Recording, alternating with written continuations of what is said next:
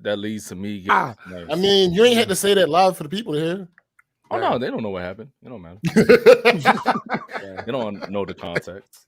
Facts. I guess. Yeah.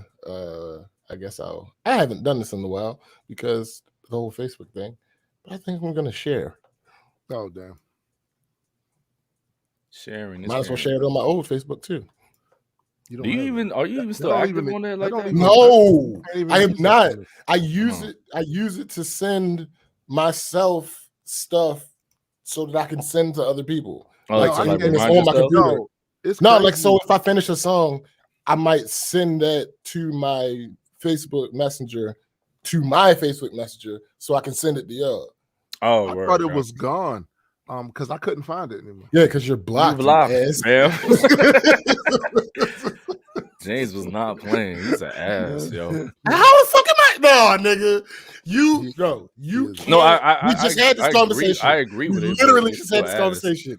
He can't be mad at my retaliation. He can't be for his trolling me. You don't get to choose. Oh, I mean, apparently not. Fucking with you. Shit. I was listening. I thought I got to choose. You thought. Yeah, right. I thought I got to choose. All right, hold up. Let me. James got you the fuck up out of there quick, too. MFF. Yep. Yo, what's up, Nathan and Jonathan. Jonathan, come on, Baby bro. Love. What up, guys? What's goodies? All right, so this is probably the best way to do this. Connect your Facebook page to WhatsApp. No, thank you. Yo, no, James, you keeping my background though? No, thank you. I can't right now. I'm trying to get this fucking get Zuck out of my face. I was playing your video. Zuck is on my face. What video? Forgot the name of the song, but the last video you did. I've only done one. Yeah, well, the first video you did. We've only released one. We've only released one. Yeah. God damn it! How the fuck do I don't want.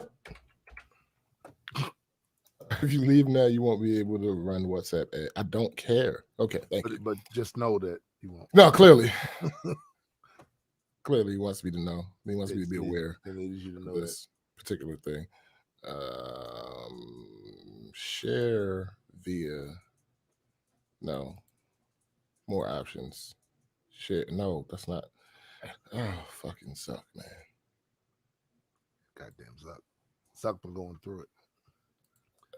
He's been going through it. Look. Has he? He talked all this shit saying, we doing our very best to make sure misinformation as well as people trying to do terrorist stuff is not on our platform. And then what the fuck happens? What the fuck happens? Some old dude who I'm older than, by the way, and I didn't know until I looked at the age thing because he looked 90. So his ass out there in DC in the truck threatening to blow shit up. Right. Yeah. And live streaming it where? Say it with me, kids. On Facebickety. Crazy. The Book of Faces. Yes. that was a real thing. Yo, that's how Thor would say that, yo. The Book of Faces. The Book of Faces. Because he stayed calling Captain America the Captain of America. and Spider-Man, Man of Spiders. Yo. That's wild. He even got his mother calling him that. Frigga was calling Spider-Man that in the comic book. The Man of Spiders.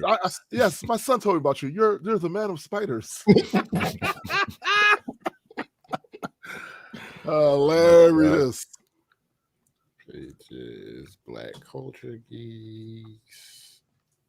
Come on, share. Hey, yo, Tom, do you ever have this issue with wearing glasses? Like, because I'm not sure how long your eyelashes are. Like, does your eyelashes sometimes? Are we talking about Eskimo kisses? Like, what is butterfly? Okay. Can I finish? No, you're not even going to be here, so just go do the. You have the issue whenever you're like your glasses are too close up to your eyes that your eyelashes hit the frames. Never. Nah. I guess I just have long ass eyelashes. The problem is never the eyelashes. eyebrow, sometimes a hair will Mm. come out, and then it'll be on a lens, right? Like, Oh man, yeah. there's one on the lens. and shit. And you gotta be careful with that because it will go in your eye eventually. That's facts though. It will work its way over there. Especially when you like pull your shits, like push your shits up closer. Are you saying you have long eyelashes, my guy? Yeah, because sometimes my eyelashes be hitting the my frames. I told him that's really never weird. happened with me. It's so annoying. That sounds like it. So that was just a useless anecdote. Hope you guys enjoyed it. You know, this is know, content. What's up, BoFlex07? Let's go, both I of don't, you. I don't know if that was something that was enjoyable, but I mean, It's content, you know. I missed it, so I'll say yes. Okay. Oh no, I ran it back. Damn. You got the gist of it. Damn. Word.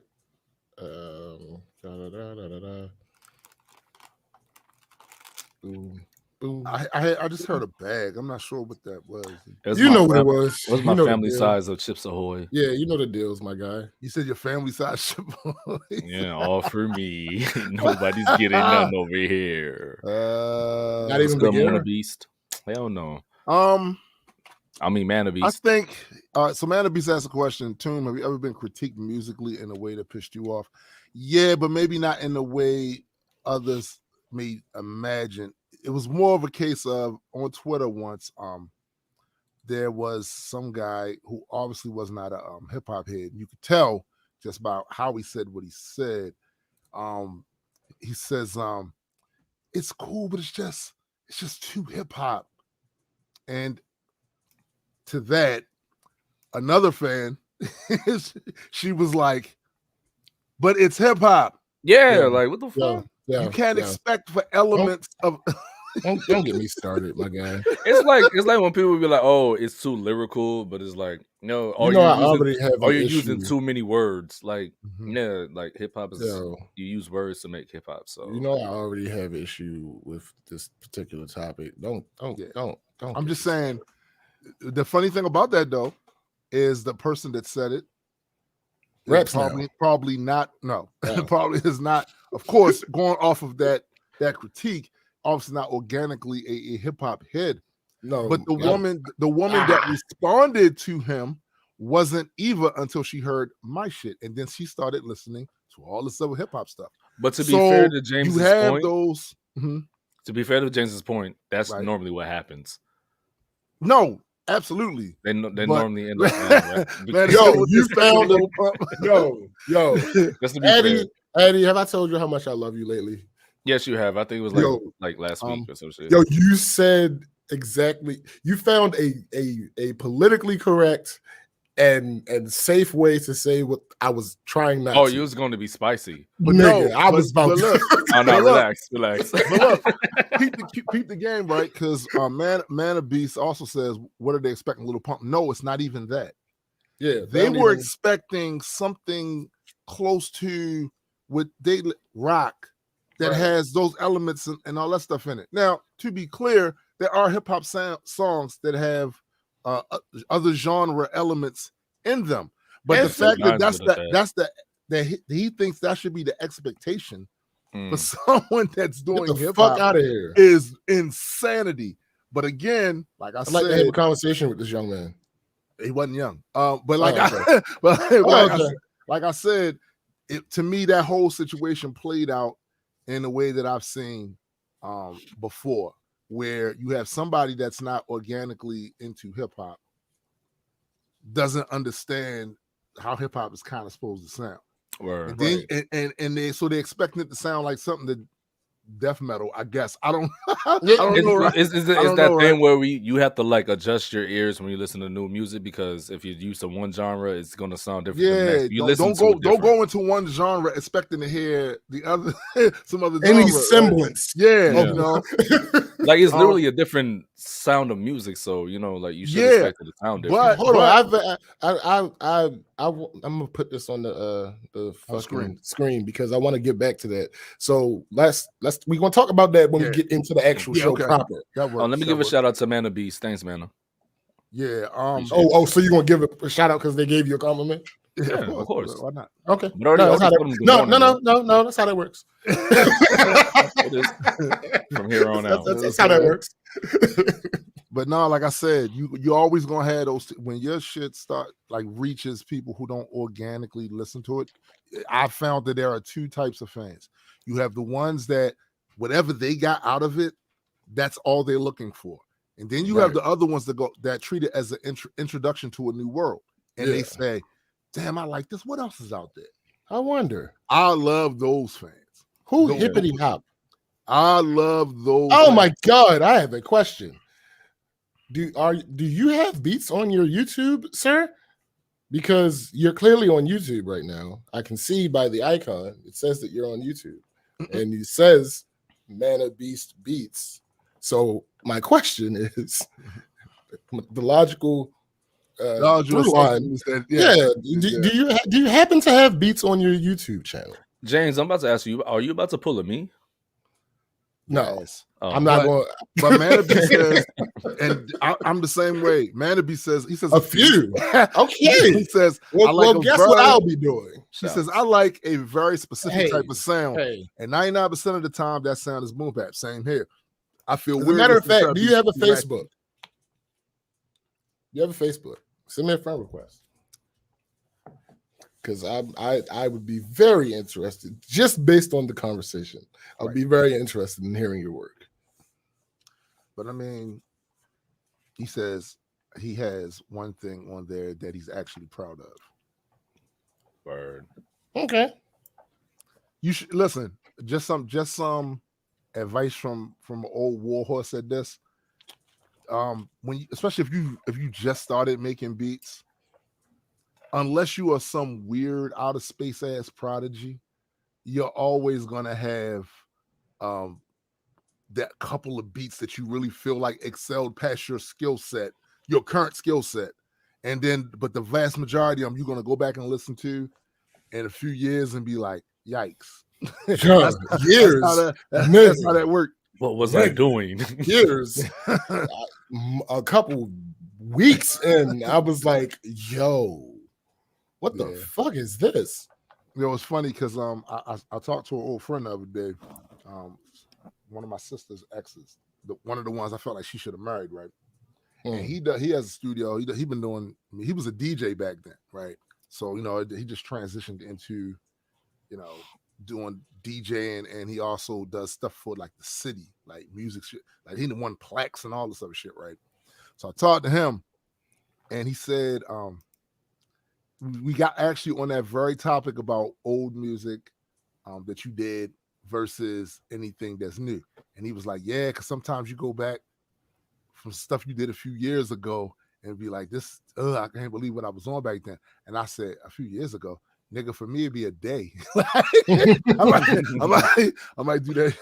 I might do that shit one day, and then the next day go back and listen to it and go, what the fuck? Nah, B, I'm not doing this. I'm not doing this. Delete. That's how it works. That's how it works. But you gotta have that filtering process, though. Thanks. You don't want to get in the habit of believing that everything you do is the greatest thing since sliced cheese, because that's a great way to have a bunch of trash stuff out there floating around. That's the other thing about music now, being an artist now too. See, back in the day, all of your little fuck ups, the vast majority of people ain't never heard them shits. Yeah. But now, because it's so easy to just create and then upload, Now, the good thing could be, people can see you, especially if you get way better, people will see that transition, right? That's interesting. But in the meantime and in between time, somebody go on your shit, they may never go back on your page again. Like this nigga's garbage. Zip. Boo him. Yeah, boo this man. boo this man. Get him the fuck out of here. Hey, Mana Beats X is his name is SPJ, by the way, Mana Beats. I just subscribed to your channel, by the way. He asked if you that's Chris Moreau. I know who that is. He said he'll it's what? Who? That's Chris Moreau. Oh, okay. He says I'll message Addy on Facebook and have him pass you a link. Yeah, I'm about to send it right now, fam. Word. Ooh. All right, let's get started because we got a lot to talk about. Yeah. Yes, and that's the receipt. Gotcha. That's the receipt. That's the receipt. Y'all ain't hear the ding? Yeah, I heard it. Ding, but Yeah, that's the receipt. I know what that I'm was. receiving. Yeah. oh, okay, gotcha. Yeah, I know what that was. Because I know usually when you say you got Oh yeah, receipts usually means a little something different. different. Yeah, little spicy, something Something different. different. spicier. You're right. You're right. Spicier. You're right. You know You're what right. I'm saying? That is absolutely correct. That shit usually Jamaican food over there. So it's like, Curry goat. Bony goat. I'm still bugging off Annie last week. Yo, are they still drums? Yes, yes, Annie. No, Yes, because I was Annie. like, yo. She's yo. Jamaican. So Yeah, that was a flex. That was a flex. that was a flex. He said, oh, he didn't do that on purpose. Like I didn't do it. Subconsciously. It was happenstance. Possibly, yes. That was it was happenstance. That was woeful. That was woeful. I mean, listen. Woeful Once I realized it was like, oh, it's a happy little accident. But all right, it and then went in. I mean, listen. Like he was like, oh, this all works. I only told the truth. It's true. I mean, I ain't mad at it. So, as SPJ suggested, let's get this started. Yeah. Welcome everyone to the Black Culture Geeks podcast. This is my man SPJ. You and my dude Adequate. Yo, what they do, yo? And I am Tombstone the Dead Man, and we are just a few geeks talking about pop culture from a black perspective.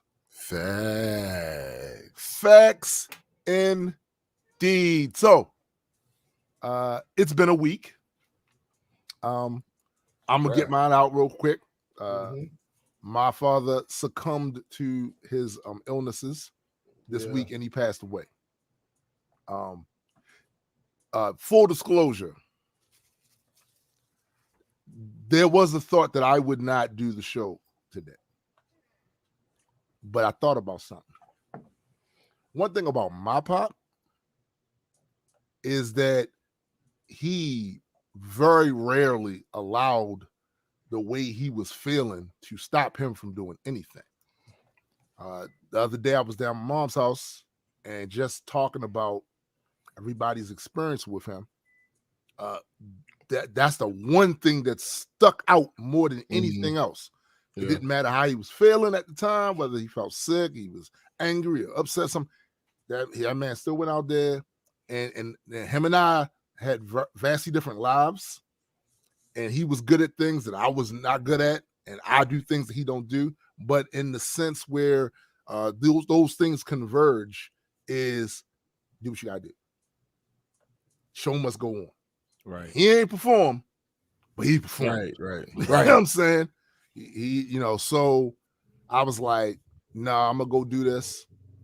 And if nothing else, it takes my mind off of it's a bit of an escape. Yeah, right.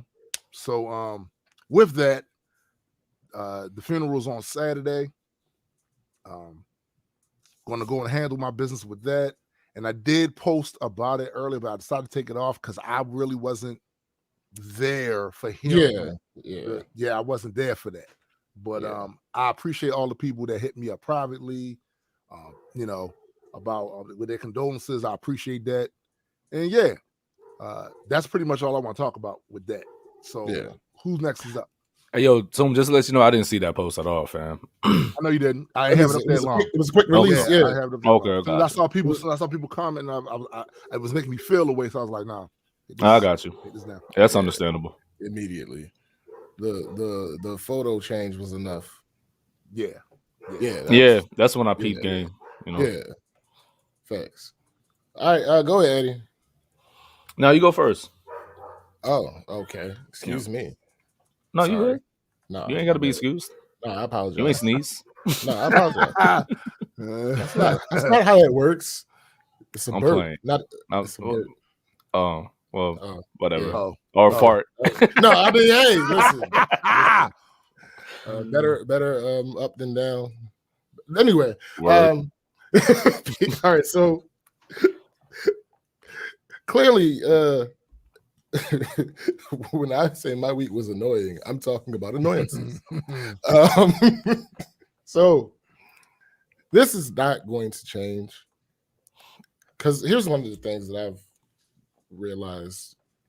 One of my great revelations in life. You can't control people. Bullshit. Nah, but you can fucking shut up, stop it. So. You can't control people, but you can contribute to their decision-making process. Excuse me. Got to do my Omar from the Wire impression. Oh, indeed. So people at my job have not this, and I'm not. I don't want it to sound like it's a lot of them, because I'm at least cordial with most of the people that I interact with at work, but there are a select few who, for some reason, got me fucked up, and it's no, that's not an option. Punch them.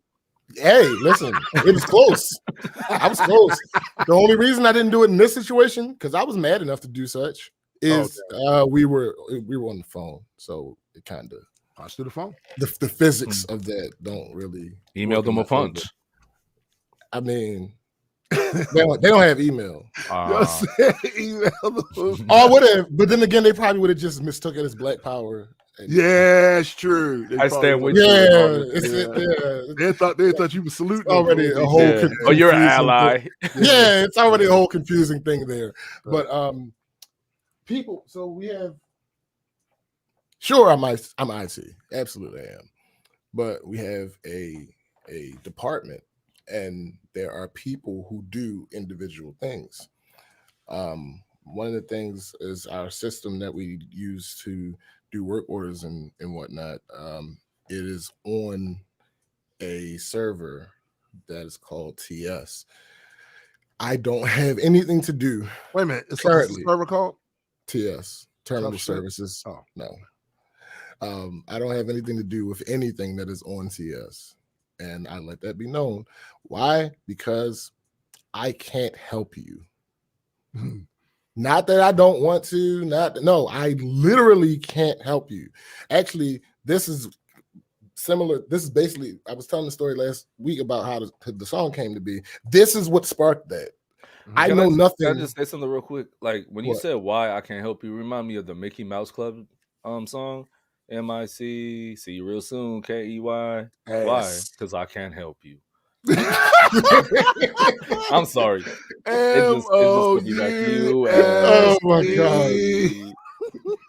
You'll get DRUG. Oh my goodness! So shit. It's like, bro, I can't help you. There's nothing I can do. I know nothing more than what I'm told on this particular situation. I've been told nothing. Right. I know what it's for. I don't even know when they add new things to it. Because I don't want to know. I don't want to be involved. And eventually that's going to change. But as of now, going 13 years strong doing this particular job, I've survived not knowing these things. Right. So I get a call. And she's like, hey, this thing on such and such is not working. Whoa. Slow down. All right, is it on TS? Yes. I don't do anything involving TS. Right. Oh, well, ask such and such about it. She know what I'm talking about. Wait. Okay. How about you ask such and such about it? Exactly. Because how about that? Huh? You know. Whoa. How about that, huh? I was just saying. How about that? That was the first thought that popped in my mind. Like, and I'm like, no, that's not what's going to happen. But, and then she continues to explain her issue to me. And I'm like, all right, I'm going to listen. All right, you done? Yeah. Okay. Now, give it about 20 minutes. SBK. Because she's not. Give it about 20 minutes because she's not at her desk right now. And call her. And let her know everything you just told me. What? Well, you can tell her in the meantime. Amazing. I will not. That is not going to happen. I'm not going to have a conversation with her. What's not going to happen is I'm not going to do that. Here's the real reason why. On top of me being just petty, because I've told you I have nothing to do with this. Yeah. I've already told you I can't help you.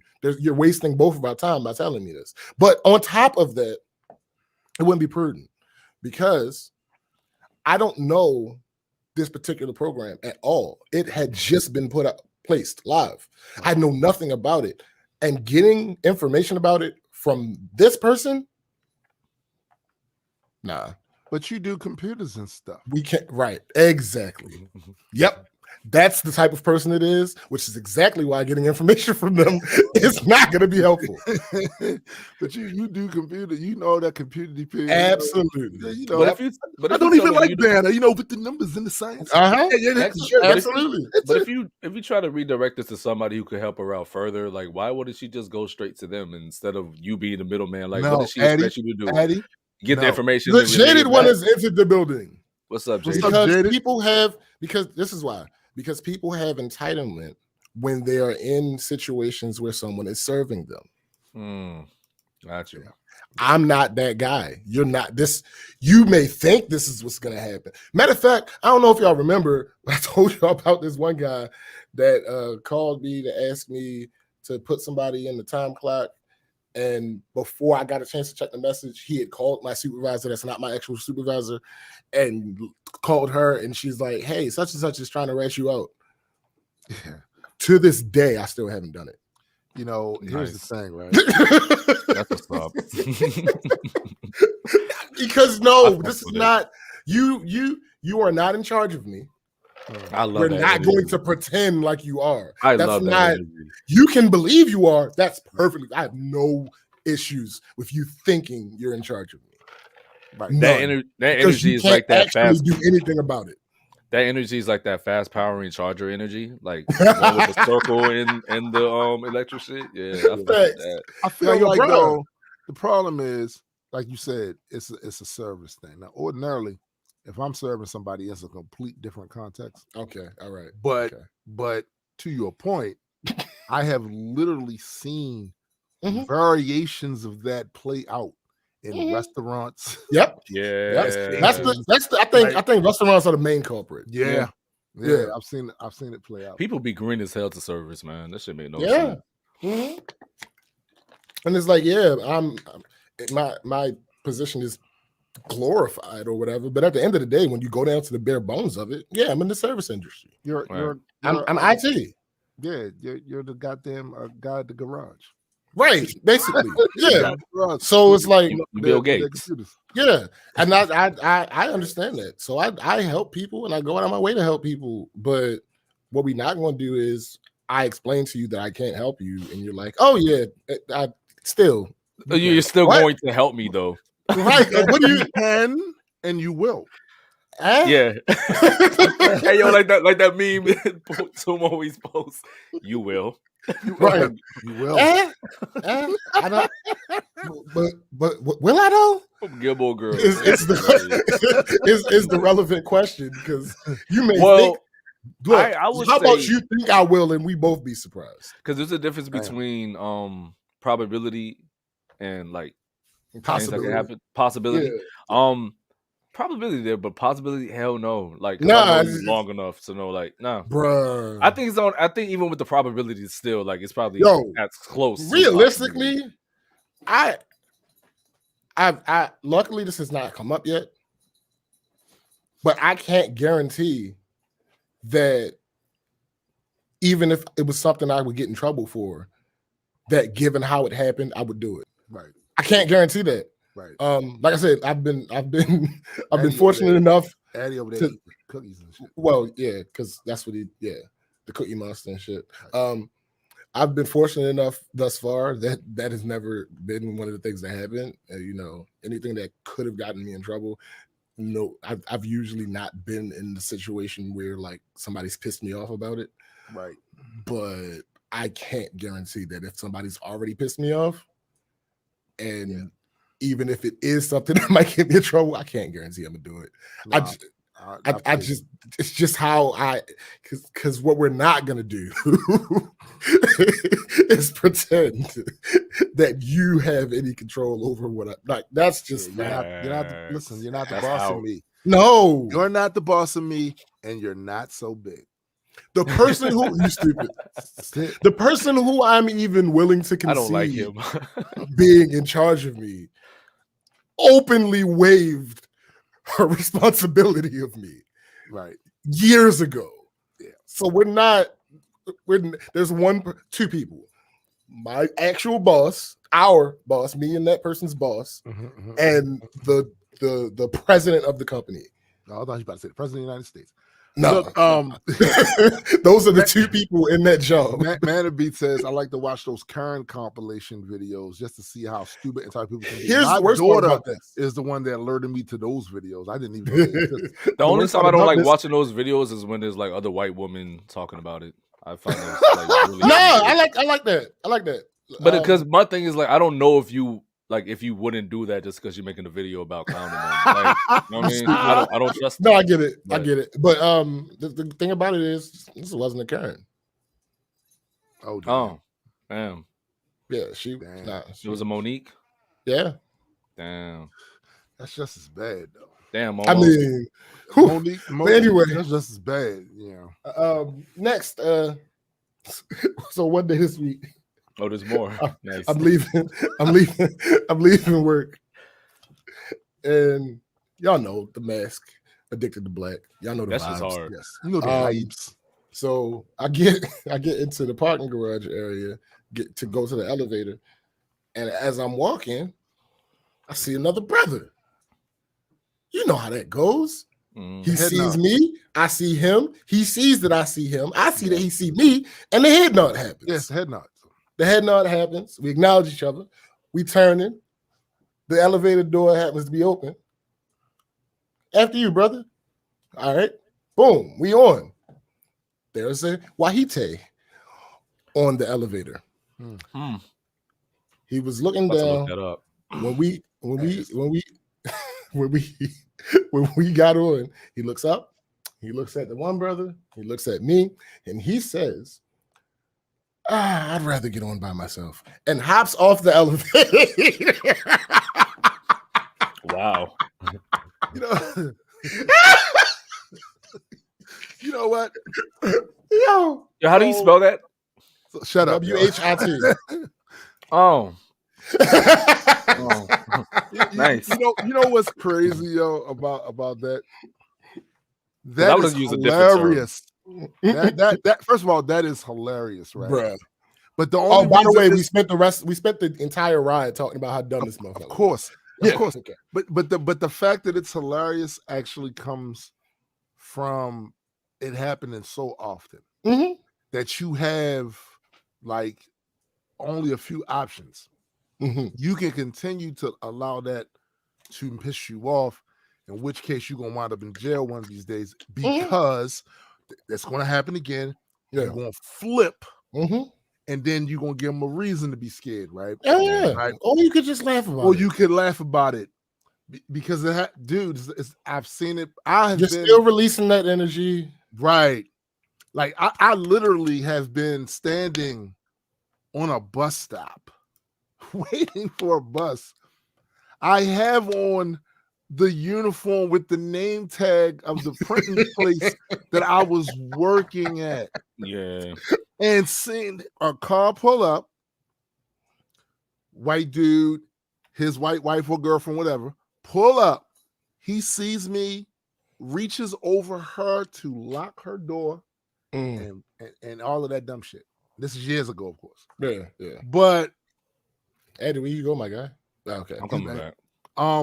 I've had the whole holding the purse tight, this, that, and that. Yeah.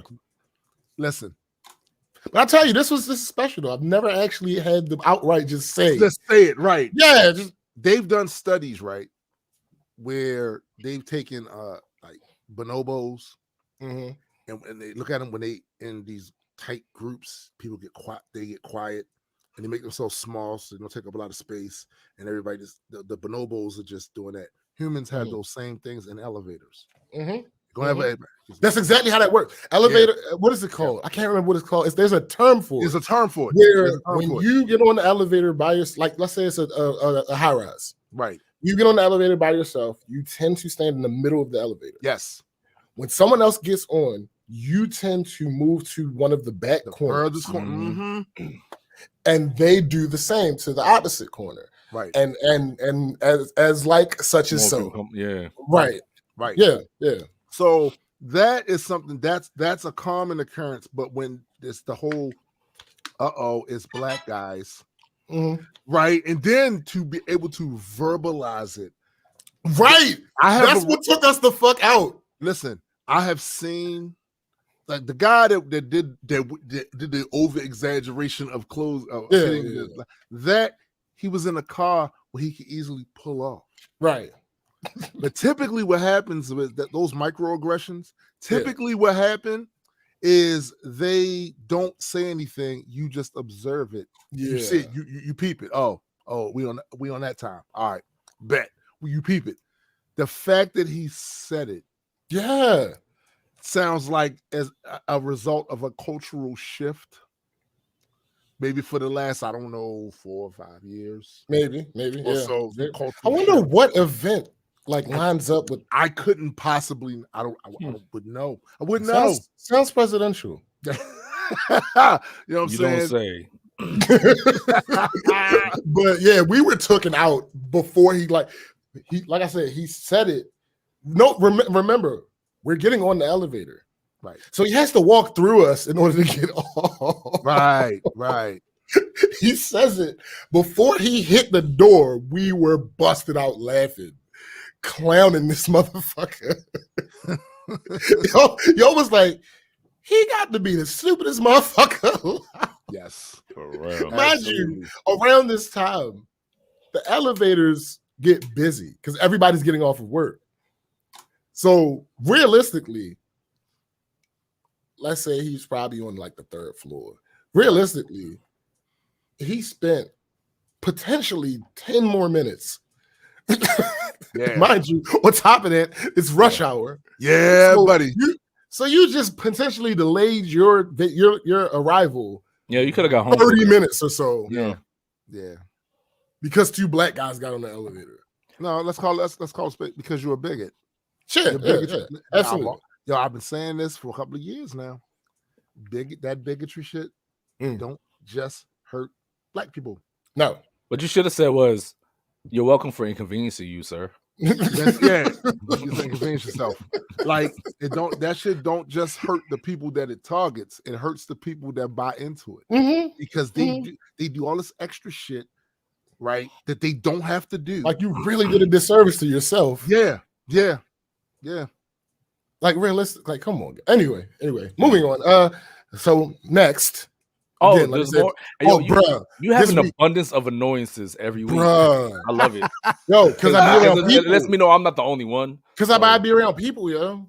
See, what's crazy about that? That's true. That's a fact. But what's crazy about that is because now it's got me wondering about myself because I don't really be having an abundance of annoyances. Be around people. What if it's not just that though?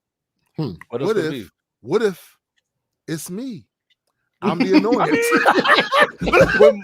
Mostly when people say that. Hold on. Like, wait. Stop. How is it not in the realm of possibility that it can be all of y'all? But wait. He's learning. Well, I get what you're doing. The black culture I get it.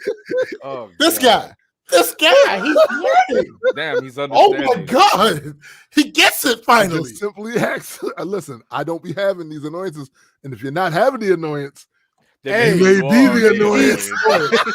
It's like when they say, "Oh, if you can't tell who the sucker in the room, maybe it's you." Hey, my guy. All right, so Trip.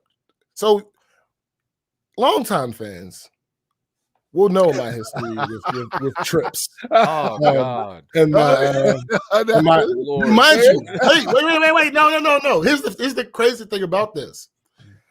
I think last year? Yeah, last year I solved the problem. I figured out not exactly what the issue was, but I found a way to avoid all of those dumbass issues that I was having. And actually, it worked. It worked. But now I have different issues that should not bother me as much as they do, but absolutely bother me. Of course. To no end. These motherfuckers that I'm going on a trip with have this habit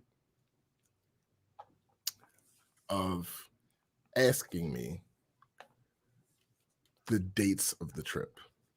Now, ladies and gentlemen, when you hear that, that might sound fairly innocuous to you. Does it though? Here's the thing. One of my like credos is the whole personal responsibility thing. So this is your trip that you've mostly paid for, which means you plan on going. Why is it so hard for you to remember when the fucking trip is? But don't they have the receipts for like when they're gonna get there and going and what the hotel they pay for and all that shit? There's no hotel, but they my point is they know. Yeah, they have been made aware several times.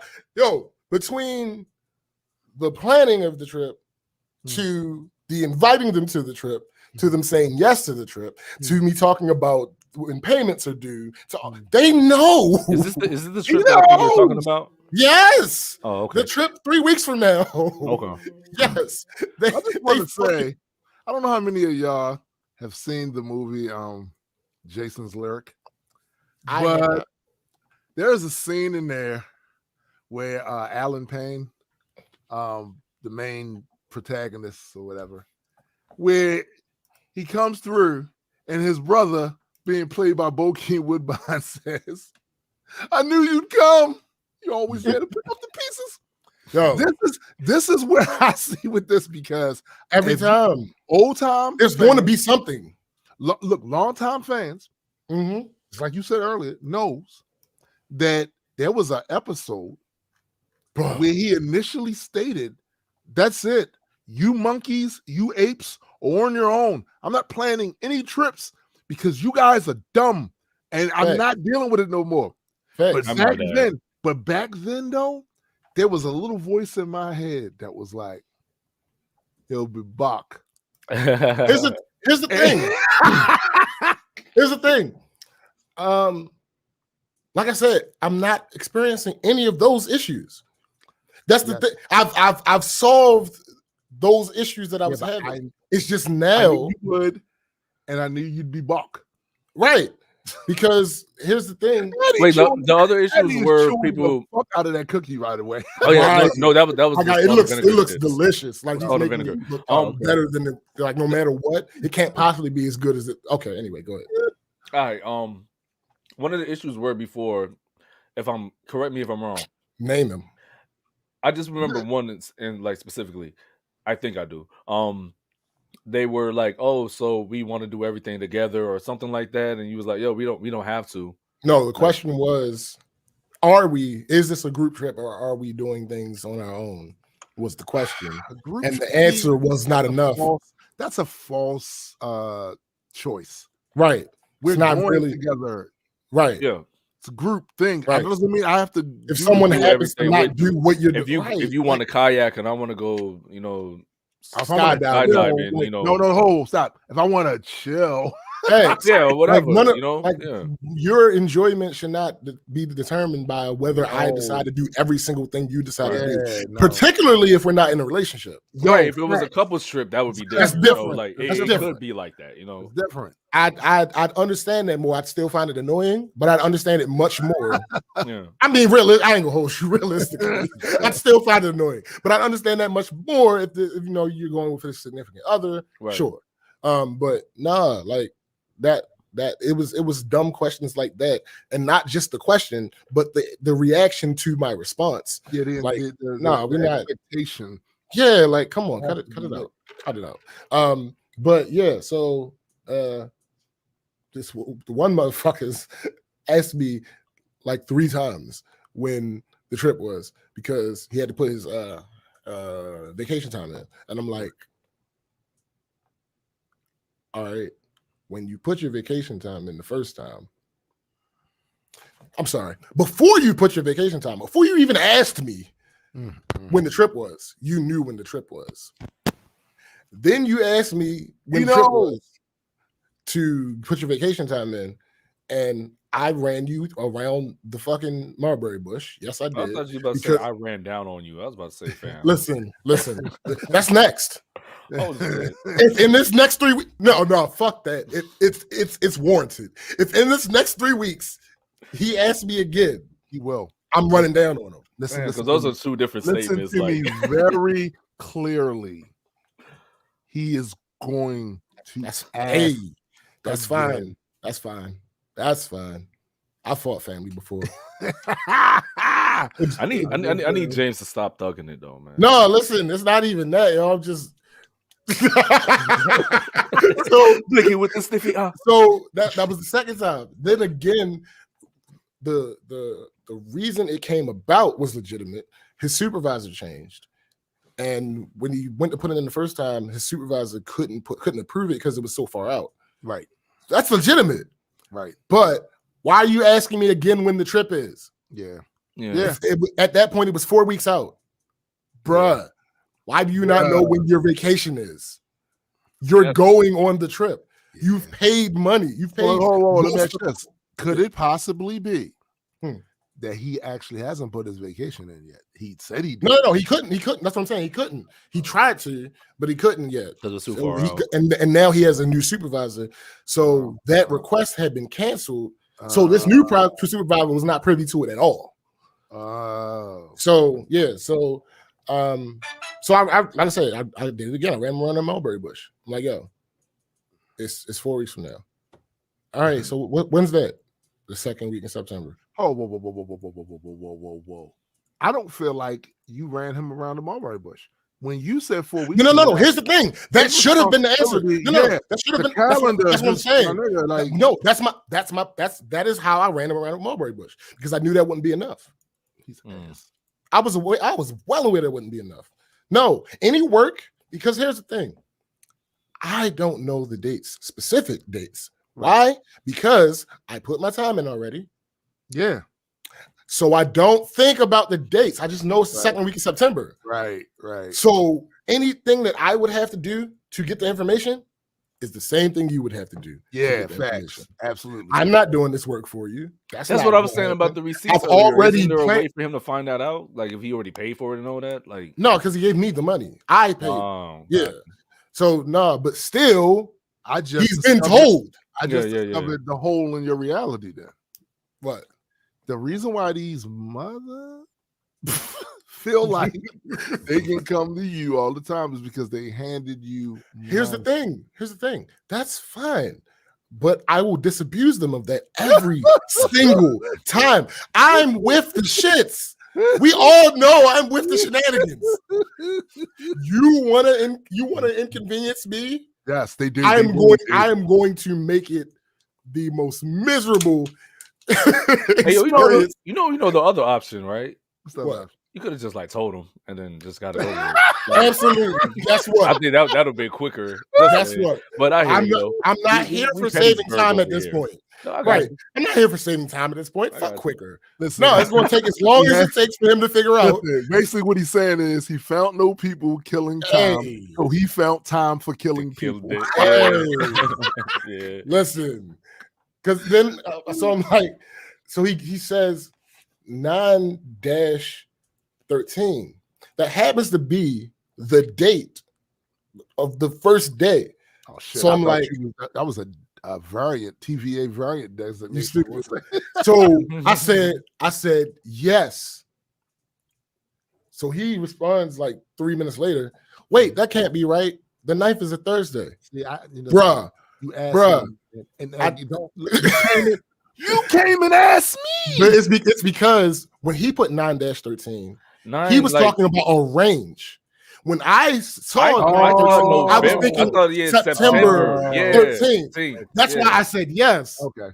Gotcha. So, but all of this could have been avoided had he simply remembered when his vacation was. Yeah, That's true.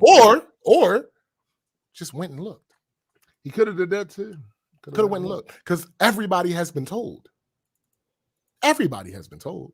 It's not like I've been withholding this information. I had to tell them months in advance so that they make sure they had the time right to take the vacation. Well, to be fair, I forgot. To who? So that's you. I'm I not. forget everything. So. Yeah.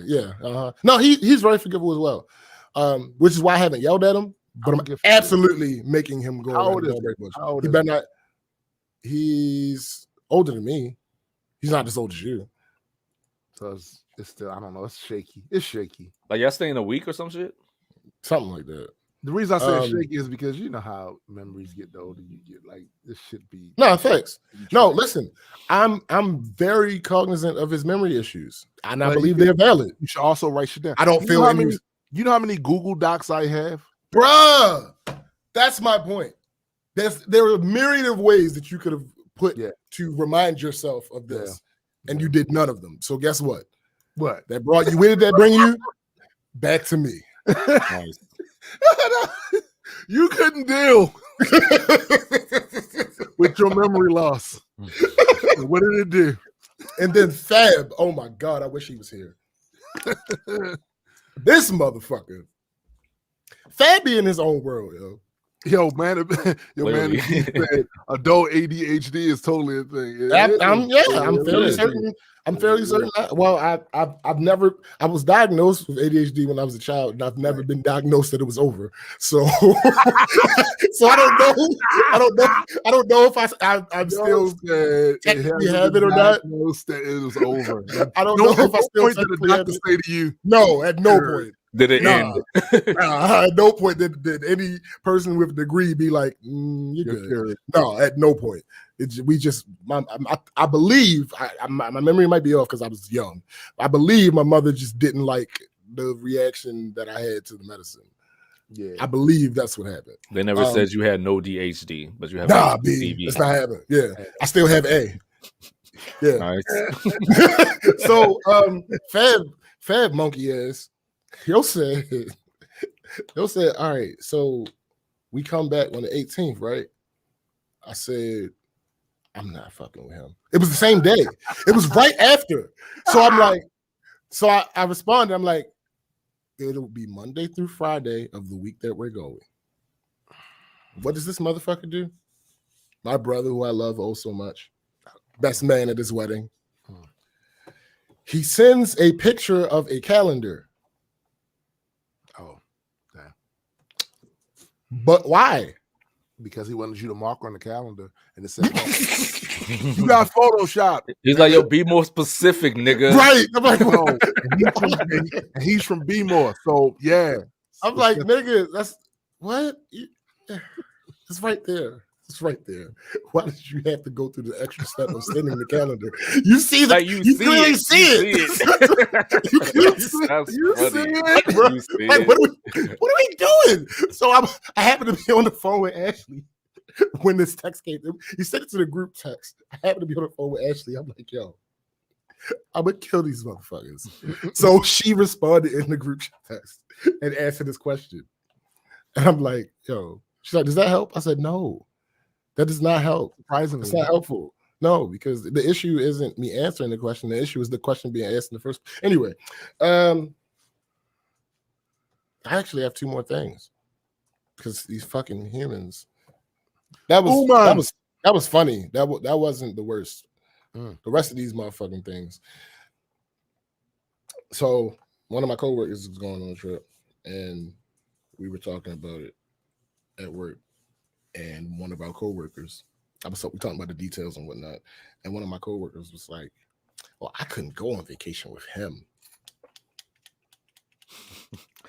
I'm sorry. Yo, is that a garden hose? Yes. See, I just got I got two hoses, right? I got one for the back and one for the front, right? Got you. One with the front already had one on there, and had to get this one separately, right? I just hadn't put it on there. Okay, I was wondering what the hell, because I thought that's what that was. Yeah. So, I couldn't go on vacation with him. Who asked you? Oh, see, nobody has ever. Bruh, I've been on. This is the third planned vacation with this particular coworker. You've been around the whole time. Not once did either of us ask you to go. You were never asked. Never asked. Hold up. The goal. Nigga. Wait, they're not going? And they said that? Yeah. So That's crazy. You think you're a good time. No, they want to invite so bad. Basically. Yeah. Like, yo, what are you? Yeah. I'm sorry. No one asked you. I felt like B-Dot. We say, bitch nigga, we ain't asked you. Look, I felt like B-Dot real quick. I couldn't say that. Number one, because I was at work. Number two, because he's not a white man. Right. Yeah.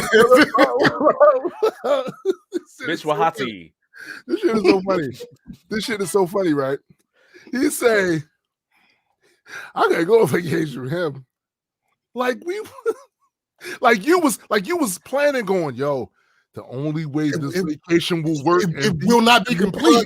It will not be fun unless we get. No, we were talking about the rental cars, and because of the pandemic and the chip shortage, new car. So what happened was the rental car companies sold their fleets, right. And when shit started opening up again, they needed more cars, but the car makers aren't making new cars at the rate that they were before because the chip shortage. Right. So the prices for the rental cars has gone up. So we're on top of that, we're taking two cars, and I'm like, all right, we got to figure out who's sitting in which car, like who's riding with who, right? Because mainly for fairness of the driving. Yes, absolutely.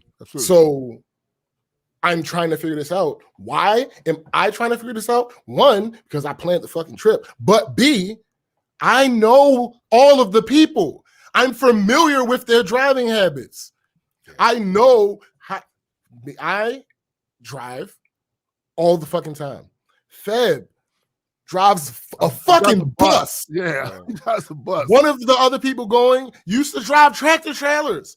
So when we're doing a power ranking, they're at the top of the list. That's a fact. They're going to be in opposite cars. That's a fact. That makes just sense. To make it as fair as possible. That's what we were talking about. Well, I couldn't go on vacation with him. Talking about assigned seats and I want to sit where sir. That's not what you were even talking about. Sir, I don't give a fuck what you do on your vacation. I don't give a fuck what any of these people do on our vacation. I'm worried about getting them down there. Mm-hmm. Yeah. And that if they survive the vacation, tell them to walk. If they survive the vacation, getting them back home. I'm not responsible for what happens while we're there. That shit is really ridiculous, man. I couldn't go on vacation with him because nobody asked you. But you're not though. So like, right? It's cool. Nobody ever asked. It's not what happened. Yeah. Why are you having this weird ass imaginary scenario where you were invited? No. Weirdo. No. Interlopers always want to be involved. Bruh, allow me to disabuse you now. No, see, I wish he'd have been disabused earlier. Like, bruh. I wish he would have been abused. Yeah, that's what I was gonna say. No, I wish he was dissed and then abused. So the last thing. Oh God, these fucking humans. Allow me. Oh, before you go to this last one, I just gotta say, I had a friend of mine that had truly thought about going into hotel, like hospitality shit. Why? Because the particular position he was trying to get in involves a lot of traveling, going to some nice ass spot, nice ass whatever. Yo, you love. What's up, sis? Good, sis. You love you like the whole planning of the trip game. I'm just saying, it's mad money. It's mad money in it. I didn't realize it was until he was showing me that. I'm like, well, I didn't know that. I'd have jumped into my 20s. What are we doing then? Like, let me right. No, let me in. Now, after the show. We talk about the show. No more podcasts. So the last thing, no nigga, the podcast would be everywhere. Facts. Syndicated. Everywhere. We can absolutely. None of us are in the same place. Nope. True. we can do this anywhere. The last thing, again, I'm IT. Somebody. Every time you say that, I think that you're a clown that dwells in sewers. No, not Pennywise.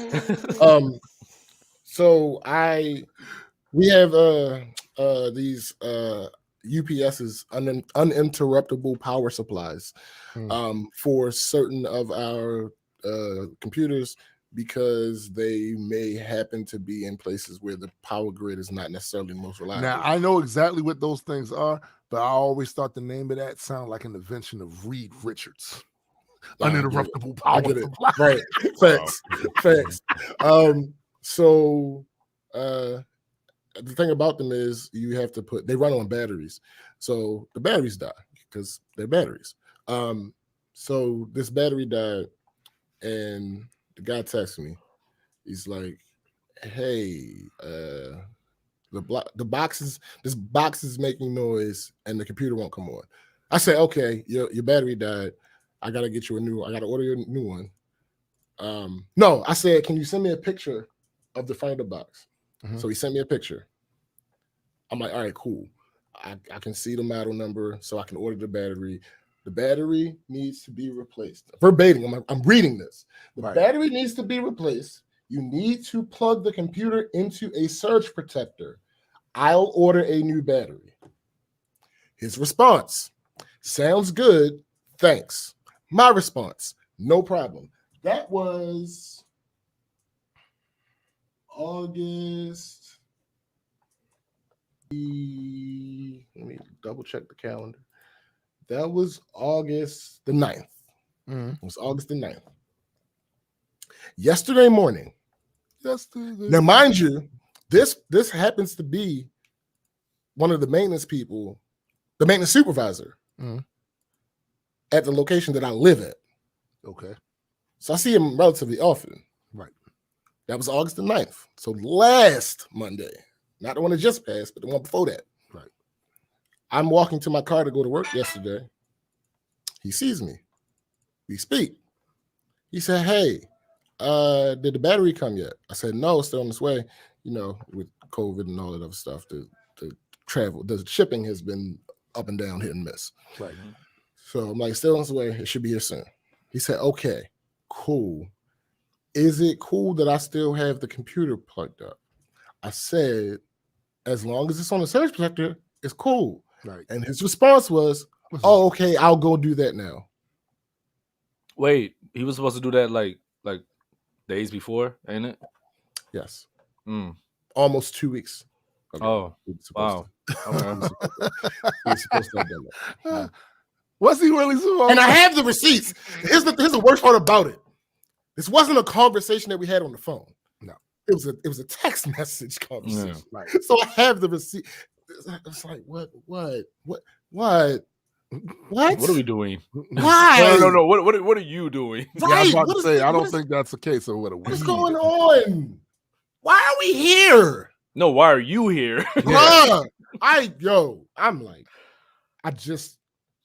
nothing matters. This is Nothing why matters. I have a stern like thing where don't look out for people. Fuck it, like it's my job. No, fuck it, man. No, fuck it. Yo, this I ain't gonna hold you.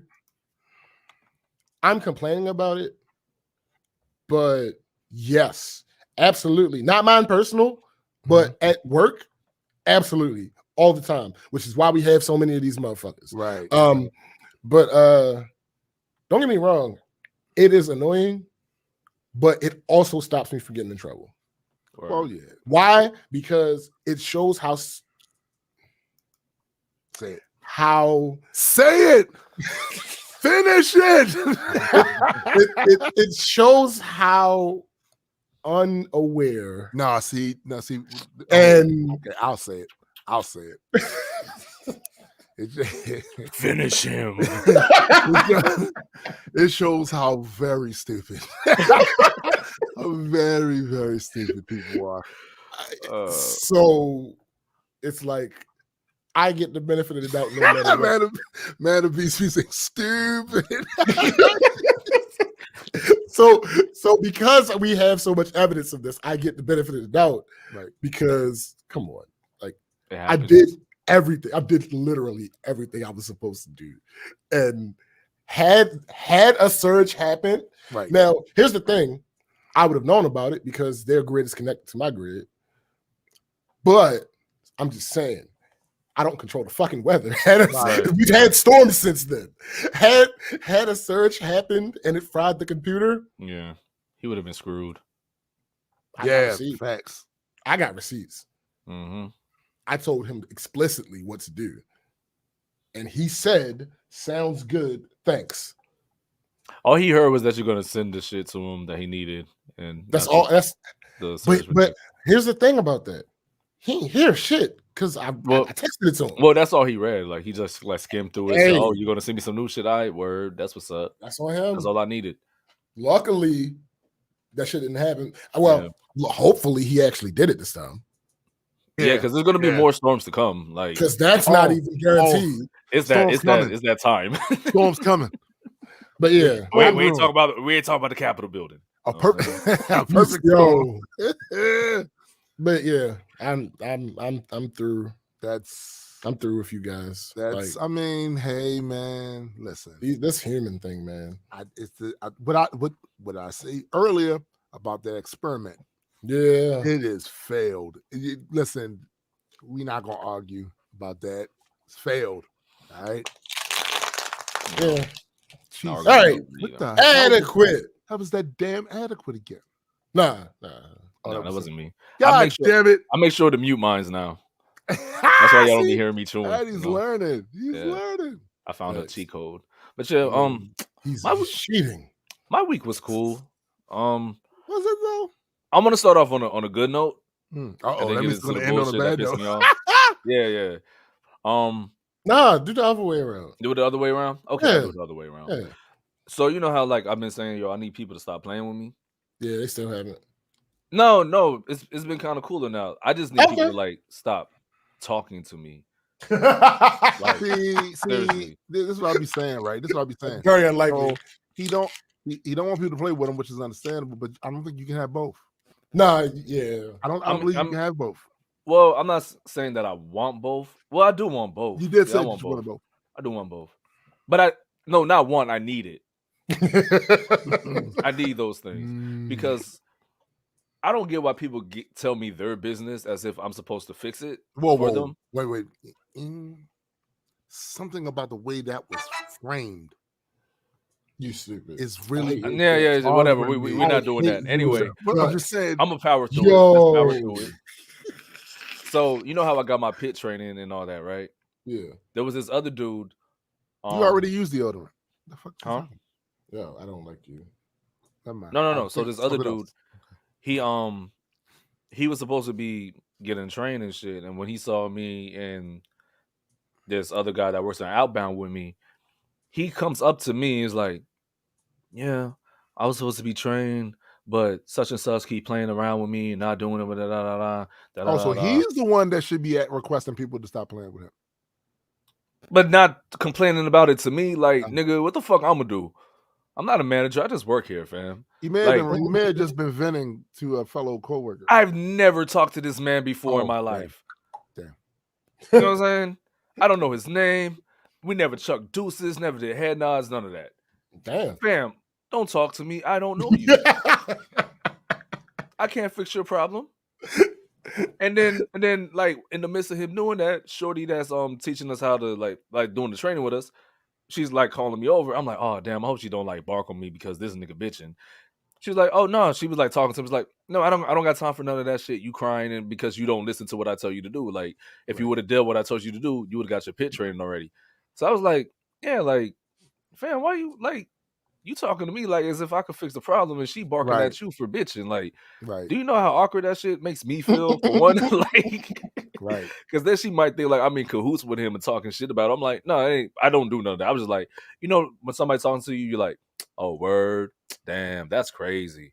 It was one of those things because, like, honestly, I don't really care because I already got my shit. I'm certified, fam. Like, thanks. I guess you'll get yours whenever they decide you get yours. And not only that, him and the other dude, like they were complaining about like being there 3 days in and not being on the reach truck. I'm like, nigga, I've been here for a month and they still have yet to put me on there. I just got on there. You know what I'm saying? Like, and I haven't complained one time. Not once. Well, you know what they say, right? The squeaky wheel gets oil. What that mean? When you complain the most is when the attention is brought to your issue, and that's more likely to get solved than someone that's not complaining a lot, right, and doesn't bring it up, right. No, but the reason sometimes you got to be annoying. Sometimes, you should know that. The thing is, I would bring it up, but I wouldn't trip that I'm still doing what I was doing because it actually helps with being a pit driver. Because doing Q&A is kind of difficult. So like, what I try to do is, what's up, Joe? What's up, Joe? Hey. I try to keep in mind, like, make sure the count is right, make sure the boxes are set up in a way that it's easier for them to identify everything. You know, not just have everything all discombobulated and confusing. You know what I mean? So right. That was a good thing that like they trained me that way. And also the person who was supposed to train me wasn't there for like 3 weeks, so I couldn't do shit about that. No way. Right. Yeah. So yeah, but that shit was just usually coordinated better. Like generally, like for instance, like if you are a trainer and there are new trainees coming in, you're supposed to be there, you know. Right. But he wasn't there, so it's like they decided to let Toya do it since she's always there. You know what I mean? But I'm like, I just feel like because she's been there the whole 3 weeks I've been there, I was like, y'all could have done that like in the first place. Right. But whatever. I was just annoyed that he came and talked to me about it. I'm like, yo, that's not my issue, fam. Like, I don't care. I don't think you were as much annoyed that he came to talk to you about it as you were about the fact that he came to talk to you. It's both things. It's in general. It's like, yo, don't breathe on me. Yeah, I don't like, fam. I don't know you.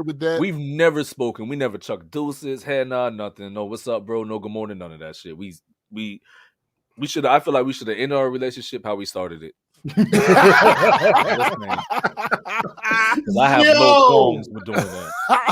No, you are wild, my boy. I know, fam, but it's true though. Like I feel that in my inner being, man, my inner core.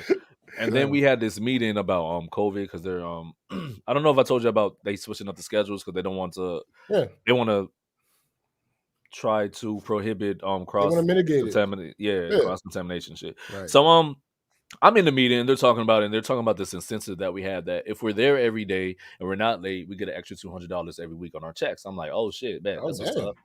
And then they started talking about COVID.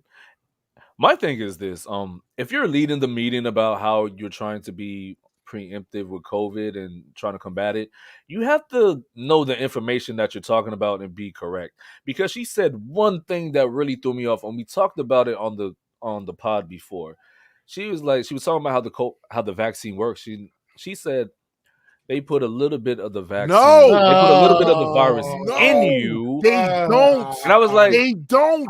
Under my breath, I was like, that's wrong. But look how this triggered. Look how this triggered other things, right? He was like, see, that's why I don't want to get it because of course. I'm like, see, like I'm not gonna hold you for trying your best to give the information out there, but at least give the correct information. Have good intentions. And her intentions were there. This is why your intentions don't matter. Yeah, intentions don't matter. The impact matters because now these people are not worrying about getting the vaccine because you gave them some bullshit information that's not true. Right. This person is going off of this old shit they used to do back with other vaccines. They don't do that. They don't have to. Yeah. So that really pissed me off because I saw like the chain reaction and all that. I was like, wow, it's you inadvertently are potentially going to kill people without even knowing. Like, because she's doing a good thing by keep being serious about like make sure we washing our hands and all this blah, blah, blah, protocol. But then when she hit that part, I literally just put my head down. And we were able to like ask questions to correct people. I was like, nope, I already decided I'm not talking about this with people no more. Like, nope, not doing that. See, this is the thing that really still irks me. There's a part of me that's trying to put that to bed because fuck y'all. Right. Yeah. But this part irks me because I invested a bunch of time. Addie invested a bunch of time. Like a lot of people that we know that was in the content creating space invested a lot of time, money, and effort. True. to try to be part of the solution, not part of the problem, to put content out there that was science-based, to try to make this shit. Yo, it's cool to know shit. It's cool to know shit. It's fun. You're actually the cool guy in the room when you know. No, it's not. It's not cool to know shit. Because when you know shit, people they fucking badger you and be like, "Oh, you trying to be a know-it-all." Oh no, it's even worse than that. I was told years ago when I was a Muslim by my imam that once you wake up to certain things about the world, you feel this profound feeling of sadness. Yeah, and I didn't know what the fuck he was talking about for real. I do now. This shit sucks. And when we sat around telling, science, I took my monkey ass to DC and did the whole March for Science shit. Yeah. Around people. Yeah. You know I don't like that shit. But the cause was greater than your feelings and emotions. Shit, right. Because I thought this was important. This is important. Yeah. And all I got back at during that time from the naysayers was like, well, maybe you should do a video about this. Maybe you should do it. There's a purpose to this. Well, see, people aren't really good. It's not really that big of a deal. It's 2021 now. And as I go back and look at my science series, and go, I tried to tell us science, basic science. Let's not go crazy. I was ready to go basic science, because with basic science, a basic understanding of how that works would alleviate so much of this shit. Fam, we did shit about like weather and shit. You know what I mean? Down to like the most basic rudimentary shit. You know what I mean? Yes. We try to keep it basic. No, first of all, I am not a scientist. Right. I'm not a scientist. I am a science communicator at times. Yes. I'm a science enthusiast. Yeah. Yes. But I am a novice, but an interested novice. Right. All I'm simply asking is for people to know basic shit. Why? Classic example. Math. No one's expecting you to be a mathematician. No basic math, though, B. Yeah. Don't be sitting up there in the store not knowing how to count your change. That's facts, though. No basic math. That's it. I'm not asking you to know quadratic equations and all that. I'm not saying none of that. I'm saying learn basic math. The same thing with science. We just say understand just a basic. I'm not asking you to become a quantum physicist.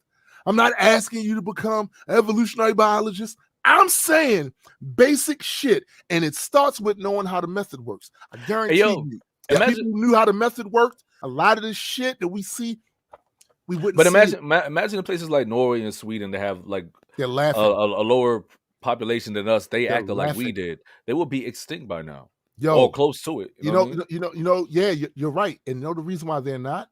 Because look where they stand with their science scores in their schools and where we stand. Yeah, people say, oh, because they have less people. I'm like, but they have a lot. That has nothing to do with it. You know what I'm saying? Like, because there's such a thing called proportions. That has nothing to do with their land mass is also smaller. Right. But I know they probably have outliers though, the conspiracy theorists and all that shit. No, those people exist. But those people don't matter. They don't have an effect on everybody else as a whole. Right. As in America, it's the opposite way, you know? Oh, no, B. Listen, the gates have been open. Man, B said, I remember watching Penn and Teller's bullshit just for fun, and they had the anti-vax lady who thought vaccines got mercury and mouse brains and aborted baby tissue in them. See, I remember that. This is the shit I be talking about, right? So the gates are open now.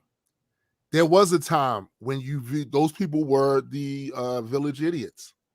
They were the village idiots. They existed. They were out there. Some of them were a little noisy, but nobody really paid them too much attention because they were nutbags. Also, people had this form of anecdotal evidence that's actually helpful. Everyone they know that they went to school with got vaccinated. Yep. Right. Everybody they know. So when someone comes to them and says some crazy shit about how this will give you a fourth and fifth eye, or your back will explode, or your toe will get bigger than your head if you take the. People go. Pardon me. James got his hand raised. Pardon me. Did you say fourth and fifth? Yes, because the third. I didn't want to say. I'm gonna tell you why I didn't want to say third eye. Because I know these motherfuckers. I know these motherfuckers. Pour calcium in your pineal gland. Yeah, right. I know these motherfuckers, man. I know these motherfuckers, right? Oh, I know these motherfuckers. it's But, so delicious. It's maddening. They're And it's one of maddening. these things where I discovered that today. I'm the annoyance. Wow. Annoyance of the week, right? But look, right? The shit is, it's dangerous, but it ain't a goddamn thing we can do about it. I am, there's nobody more Like Good Thanos disillusioned. said, I'm mad. I'm just, 'Cause my whole thing is this, right? Like, I was rolling with her the entire time when she was speaking about protocol and what we need to do and da da da. Up until that point, I was like, "Oh damn!" And then the she fact fucked that up all the work she did. She yeah, fucked up all of that, all and that she work was she did. She like, fucked it she up. was bars. I was like, yeah, Don DeMarco all the time. Ass. And then she dropped. And then this she line, hits I'm you like, with a. Then she hits you with a. I'm a venereal disease, like a menstrual bleed, like, and it's nah, we not doing like. Well, you're doing that, and everybody else is like, oh yeah, that's true because I heard that shit someplace else too. Like, because I know that's how people work. And I was like, Yeah. yo, why did you even bring that up though? Because You didn't have to explain how the vaccine worked in order to encourage the employees. no, you didn't. And here's the to thing. get And it. actually, she didn't. She incorrected all of them. So That's what I'm saying. The thing that's crazy is I know I would, if I'd have been sitting there, I would have been thinking, you see those shows where something goes on and then the person responds in the most extreme way, and then it stops and realize he didn't really do that. This was just going in his head. When she'd have said that shit, I'd have been like, the table. On the table. Oh my god! I'm jumping over cards when I shoot. Oh, shit. Nah, but yeah, man, that shit was just wild. And then, I just know those people. Like, you literally have you just brought them back to the regular consensus anyway. Basically, what she did was confirm by incorrecting them with that. She confirmed their misbelief, their misinformation, whatever. She confirmed it for them because she's in a position of authority. She just said this shit, and even though she's not in the medical field, she said that shit, and they took it. See, that's why I ain't doing it. You ain't give me. But some of the same motherfuckers that sit there right now, some of these motherfuckers is new to the anti-vax life. I got to tell you, because they all got vax when they went to school. A percentage of them was getting the flu vax every year. Some of these people just started being this with this COVID thing, and I'm gonna tell you, some of the reasons they're giving shows you that they never understood that shit from day one. Because for example, the exact same things with the other vaccines. You know what they say? Out there. They say, "Oh, because this vaccine is so new." I'm like, "Yo, but did you know like every flu vaccine is new because it's for that flu for this year? Like, but you go and take that, so it's new for that year. But you don't blink an eye. But whatever, and it has a lower efficacy. So, but whatever. None of facts don't matter. Truth doesn't matter. So hold up. This is a new design for a garden hose gun, right? They had the old ones back in the day. Yeah, the metal ones. These now. That got stuck metal ones sometimes. now. You know what? They probably can make more of these now than they could back then. It's called progress, you knave, and you same people. Progress. Wait, progress. No. You want that? No. I want that. Knave. You rat scoundrels that would complain about some shit that was old fashioned, that was holding you up. Like something that was taking more time and wasting your time because they didn't upgrade their shit. Yeah, like the horse and carriage, and then we had cars. People like, oh, really? Now look, that'll never work. What? There's literally people that think that we're inventing so many things and nothing new will be invented. I'm like, y'all are crazy. And also, you guys lack imagination too. Yes, but it is what it is. I mean, so, other than that, I also lack vision. Well, yeah, yeah. So does Wanda, but your ass. Stop. That was a great fucking series, though. By the way, yeah. But my week, other than that, my week was good. I'm on the not on the forklift, but I'm on the reach truck full time. I love it. There's still little things here and there that I gotta get better at, you know. So I just make sure I take my time and try to avoid accidents as much as possible and not kill anybody because I'm literally That on means a he's death had trap. some. Real quick. That means he's had that. I want to address this thing that Joe just said because it's very important and prescient. This COVID-19 vaccine is based on early research on the previous SARS outbreak. Yeah. Now, if you guys listened last week, you heard me refer to COVID-19 as 3 different things. You heard me refer to it as COVID-19. You've heard me refer to it as what was the second one? SARS. No, that was the third one. The second one, coronavirus. Yeah, coronavirus and CoV SARS 2. Yes. Right. Yes. CoV SARS 2. Dose.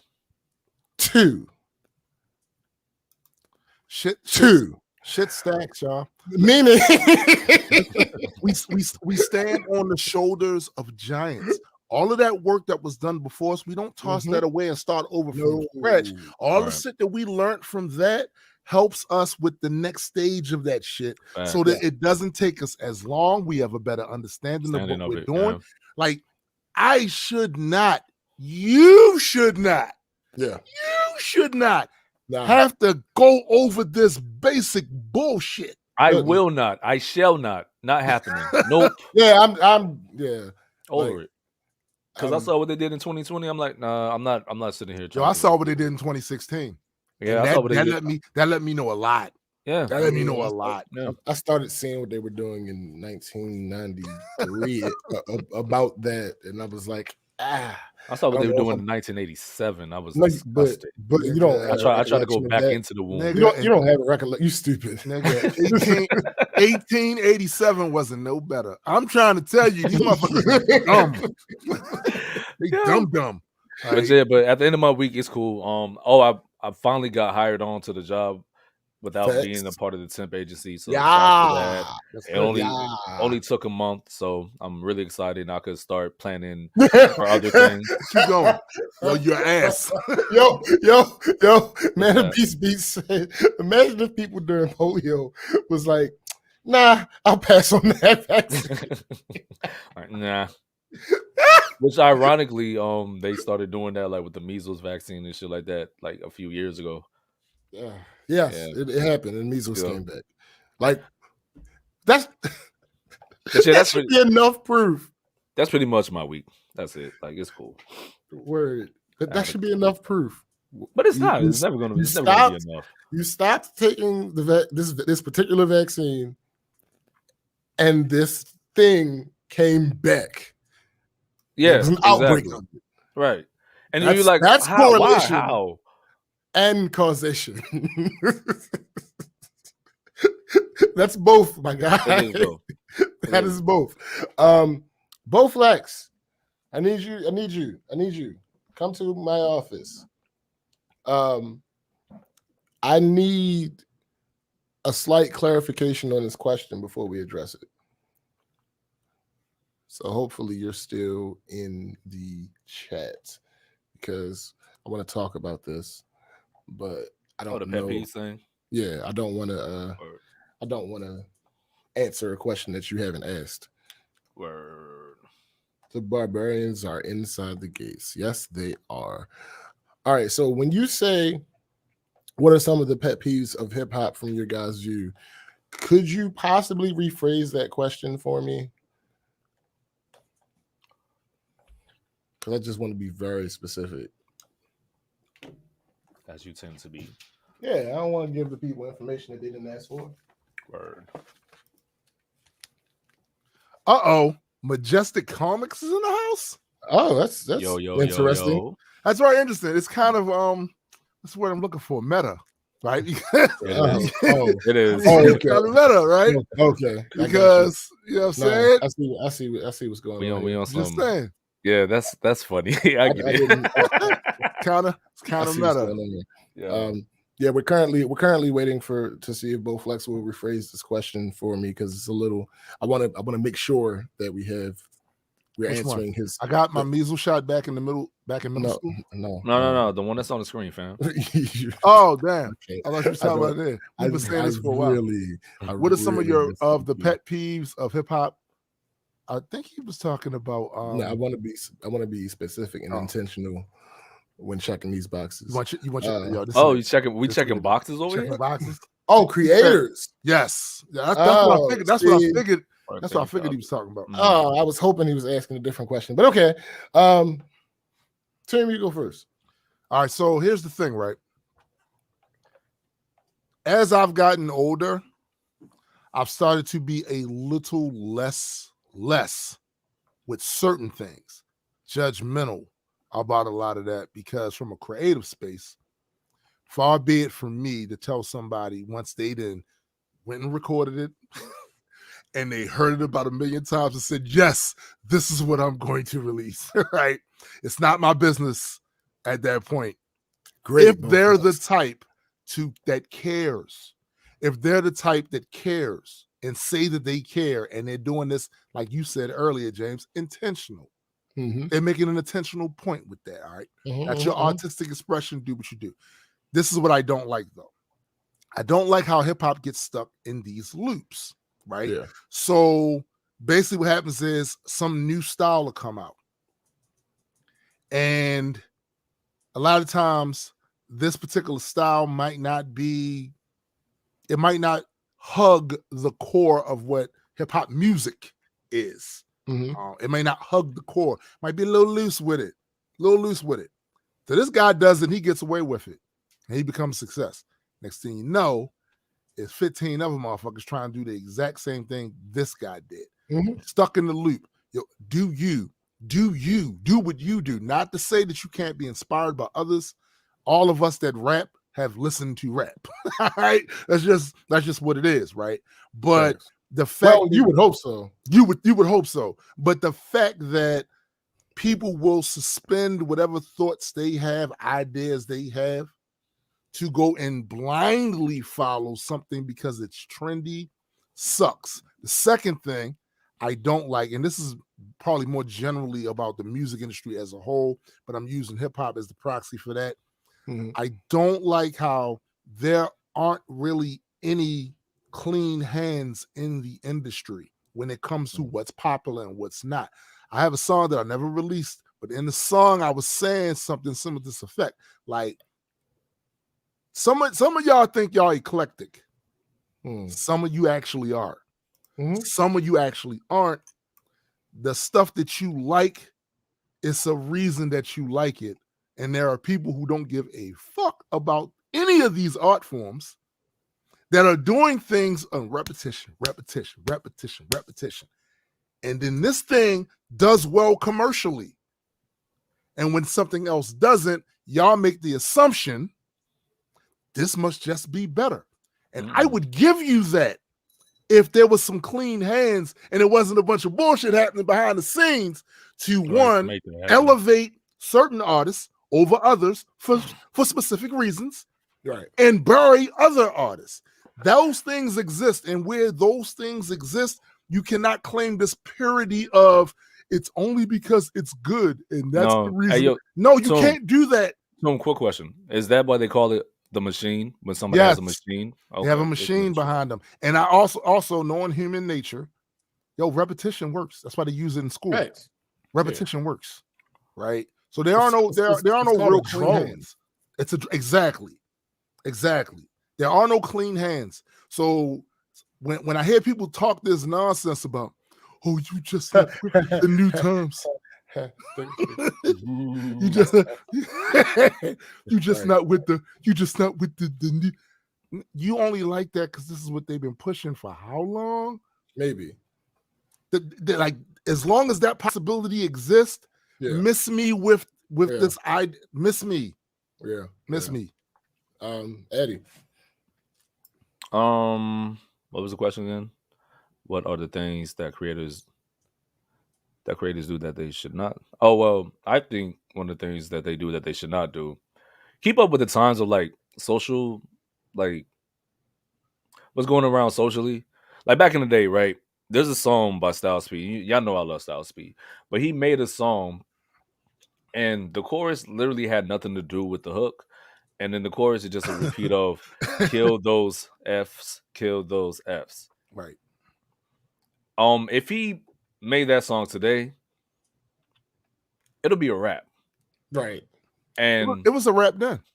No, it was. No, it not was. literally. Oh, damn, my fault. I was just No, but it was still fucked up that he did it back then. But it's just like, times were different. I'm not making an excuse, but they literally were. Like nobody was checking people on that. Exactly Right. on that. Nobody was But now checking that people we on are in a space where, like we all know what the vibes are. The Styles is the ill. Yeah, Styles the one illest. the illest. You One have of to the know. You have to know what to say, what not to say, or what's going to be, or what you're going to get checked for. Like for instance, Little Baby. And be I don't think he prepared. did it in a rap, but he said something that offended a bunch of people, and he got checked for it. Are you basically suggesting that they read the room? Yeah, just read the room. Like, because my thing is like you could That's the feel tough- that type, you could feel that way, but you ain't got to vocalize it. And then You you know don't the have. vibes. Then I don't want to hear the whining bitch. See, we've talked about this before, SPK, on the show. So, like to Addie's point, things happen. You are there to see those things happen, and you are there to see the results of those things, right? Mhm. So then, if you choose to do and say or do something to that effect that you've already seen what the result is, Yeah, you because it happened to cannot other then people. whine The about how they audacity, coming at you. You knew they was coming the at you. unmitigated gall Yeah. of you to feel like you're above that. Yeah. When you've seen it happen. to You've someone. seen it happen. If you don't know the vibes, you should know the vibes. Yeah. Facts. Like, come on, man. Like you've seen it. Like even I remember when Lizzo got smoked. I forgot what she got smoked for, but it was like, and then she was like, "Oh, I'm new I to don't this. understand why I've never everybody da had da da." right the thing with the DoorDash girl. Yeah, but you've seen social media, like there's certain Right. things that you ain't supposed to do. So when people Right. do that in their lyrics or they say it out loud in their MCs or rappers, whatever, I just be like, yo, y'all should literally like know better. I don't like people. Oh, well, they're not media trained and all that. But I'm like, yo, they use social media. They've been on social media before they was even famous. You know what I mean? Like they know the vibes. They seen Sometimes other the people truth get cooked. is really simple. Sometimes the truth is really simple. When Eddie It's there for you. Eddie just put it right there. Like, yo, you can't, if you're using social media, if you're actually paying attention to what's happening, you should be able to navigate better. And some The of y'all groundwork don't. is there. The groundwork is there. Now, don't get this is if you care about that, right? Right.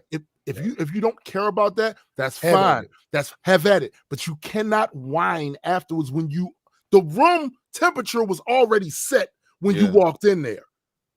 It was already hot as shit. Why are you in there with a full length leather coat on? It's hot as shit in that like, room. now you looking goofy, Now and you looking everybody goofy. sees it.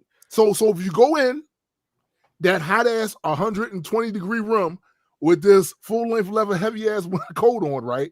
That's cool if that's a fashion choice you want to make. But when you start sweating and other people are laughing at your goofy ass and, no girls in there want to dance with you, just know this is what it was. You made that choice.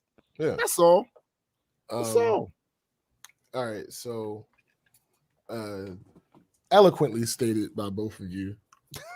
And obviously those were parts of mine. That's kind of why I wanted y'all to go first. Okay. Also, to kind of piggyback, but expound upon one of the things Tim said, be original and authentic. That's my biggest thing. Be original and authentic. I had this thing in my evolution of just making beats where before I started that process, you could not convince me that my favorite time period in hip hop was not the 90s. Right. You could not convince me. There was nothing you could do. There was no argument that I would have listened to, right, to allow me to change my mind on that until I started making music. And when I started making the music, one of the ways that one of the things that helped me, because I already had a background in being a musician, and I've been a writer for Lord knows how long. So what I was doing was looking at the things that inspired me. Right. And then I come to realize, no, not so much 90s. More so that early 2000s to like the mid 2000s, even a little bit later than that, but mostly that time period is what it was. And one of the main reasons is because everybody was different. My personal feelings aside on how I feel about specific artists, nobody was like Dipset. Nobody was like The Lox. Nobody was like Nelly. Nobody was like Ludacris. Right. This is just how this was. So, yo, what's crazy about what you just said there is that is exactly what it was like in the 80s. I believe it. Yeah, because that's because everything was new though. UTFO right was not Run DMC. Right. Was not Houdini. Right. You kind of had no choice but to have like different sounds and shit. Because it's you actually did have a choice. Because at that time when it was on the rise, there was new people trying to rap. Like the first way, remember, hip hop is from the 70s. The 70s, yeah. From the 70s. So by the time the 80s, and there were copycats in the 70s. Yes, right. Absolutely, absolutely. Like, but the fact that it was like different styles and shit, like that's dope too, though. Right. So that's what I'm saying. So like hearing that, like nobody sounded like 50. Yeah. Right. That just wasn't the thing. Like nobody sounded like they like even like for instance. One of the biggest examples that people use, now some of these people started in the 90s, but the biggest example that people use of a quote unquote copycat during this era is like Ja Rule. Yeah. But he still was Ja Rule. Like nobody else, nobody else was doing that. Parts of his image. Yeah, his image was like parts of his image was like Pac and X. But musically, he sounded different. Yeah. And the thing is, I mean, he had a little bit of pockets. He evolved to that. Sure. When he initially started, you could see it. And that was the 90s. Evolved. Right. By the time the 2000s started coming around, he had developed himself. Right. So like that really is my biggest thing. Like originality and authentic. Like being authentic. I'm not talking about not exaggerating in your reps. I'm not talking about everyone does that. Everyone does that. I'm not talking about that stuff. I'm talking about I don't cap. No, stop it. You got a cap on now. Yeah, I don't. That's the only time. But you record with the cap on. No, I don't. You just capped. Bullshit. I don't wear a hat when I record though. Ever? I don't, and I don't wear shorts either. I record in my boxers. So why? Because it's comfortable. Come on, fam. Okay. All right. Anyway, who knows this though? This was a thing. Like this used to be memes back in the day. Like okay. I didn't know about you recording in your boxes, but I did know you like to drink while you record. Yeah, why we brought that up? Like I said nothing. I'm just saying I knew about that. So but yeah, that's my biggest thing, because when I mean authentic, I mean being you. Being who it is that you're going to be. Not you can be influenced, obviously, but not changing, not going that far astray from what you are. Right. Like if you want to be experimental, you can be experimental. Yeah. But come back. And come back. That's all. Like come back. Be authentic, because it's like when I see people do that whole, this is what's trending. So I'm gonna do this shit, and if you already have a body of work, it usually don't work. It's easy for me to see to contrast what you're doing now and why you're doing it. Yep, that's funny you say that. I literally listened to a song of you talking about that exact same thing this morning. Yo, here's the thing: it usually fails commercially. Yeah. In comparison to their previous work, it usually fails commercially. Yeah, that's how they go. Why? Because this is not what your fans want from you. No, they did not. It's just that simple. Like that. Now, listen, there's something to be said about you've changed in your life. Sure, absolutely. Prime example, Jay-Z. And guess what? you're going to lose. You might lose a portion of your fan base when you go in that direction because they liked you for a specific thing. Mm-hmm. You need to be comfortable with the idea that that's a thing, but it's more important for you to, this is what you're feeling now. And rather than you attempt to put a classic example, there was shit that I was rapping about back in the day. That's what I was feeling at the time. Mm-hmm. But my life was also different at that time. Yeah. I was in a gang. Never see the light of day. I was doing, they will never see this light of day. You know what I'm saying? To keep it a whole being, like, I don't want to hear Jay-Z talking about losing 96 bricks at fucking like 40. Nah, I don't want to hear that. Right. No, but you know what? No, I'm gonna tell you this. If I thought he was still doing some shit like that, then all right, that'd be authentic for you. But we know he ain't doing that shit, man. He ain't like Jeezy when Jeezy was still like coming up. He was getting like, you know what I'm saying, like bigger and shit. Because he probably was still in the streets, like serving a few birds here and there or whatever. Right. But him talking about it now is like, why even? Yo, Joe says, and this is exactly it. The challenge for any artist is making your new art recognizable as you, but different enough not to be a rehash or type of derivative of yourself. That is constantly for artists, because there's artists and then there's artists. A recording artist could be just that. He's a recording artist. He doesn't think of these things in artistic terms. For him, it's McRecords. Like this is what the thing is that sells. So we're gonna put out as much as this as possible, and we're gonna game the algorithm on Spotify and all them other streaming services, and we're just gonna dump, music dump, right? But then those people that actually have a emotional connection to the reason why they're doing the music that they do, it's a little different for them, because they're not just going to, my cousin said to me one day, like a couple of years ago, he said, damn, man, if you didn't care so much about that, we could have had $1 million already. Mm-hmm. Yeah, nigga, if I'm not doing something just because and then maybe all motherfuckers doing it, and then maybe. Right. First if, then maybe. Yeah. That's a huge maybe too. Like the if is the small part, but the maybe, like, yo, if that shit blow or not, like, you don't know. Yo, Majestic says, Eddie makes a great point. It's the same as hearing a 40-year-old gangster rapper talk about banging. Yeah, like, stop it. No, remember when I was talking about the Nas album? I don't want to hear Nas. Don't want to hear that gangster shit. Like, I don't at this point in his life. And we also know your life now. See, that's the other thing. You have made too much money. You've been in too much of a space with people that own companies and shit. Like, we know you not. Because I'm not going to disrespect you and call you stupid. Right.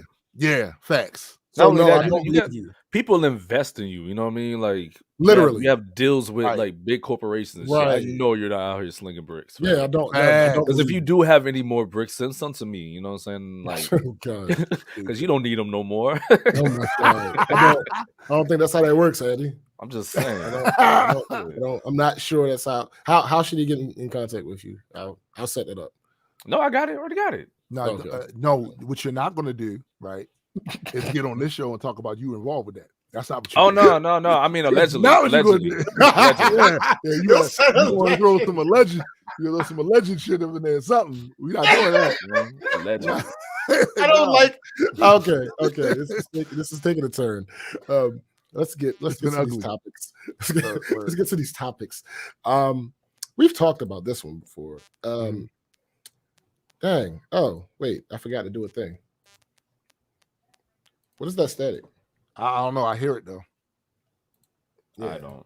I'm not a fan. Now I don't, but I was hearing it. It stopped. Let me see. Aaliyah, Beats for the Streets. Aaliyah's 1 in a Million is now streaming everywhere.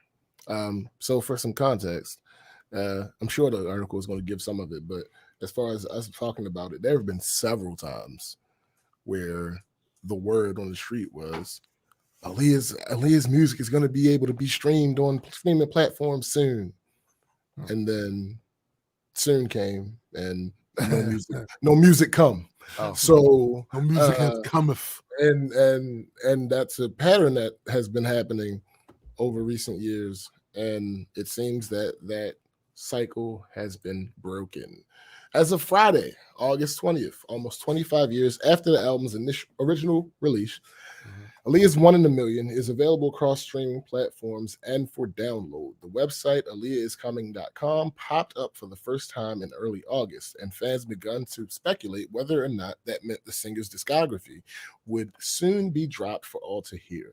After her catalog was digitally unavailable for over a decade, in tandem with the 20th anniversary of her death, Spotify will be commemorating the artist's lasting legacy and releasing the entirety of Aaliyah's catalog over the next few weeks, per a press release provided to The Root. One in a Million is the first of many drops that Spotify will be releasing over the next few weeks. According to Rolling Stone, the soundtracks for Romeo Must Die and Exit Wounds will drop on September 3rd, and Aaliyah's 2001 self-titled album, Aaliyah, will be available on September 10th. On October 8th, I Care For You and Ultimate Aaliyah will be released. Only 9 hours after its release, One in a Million hit the top of the iTunes 100, surpassing all other new releases today.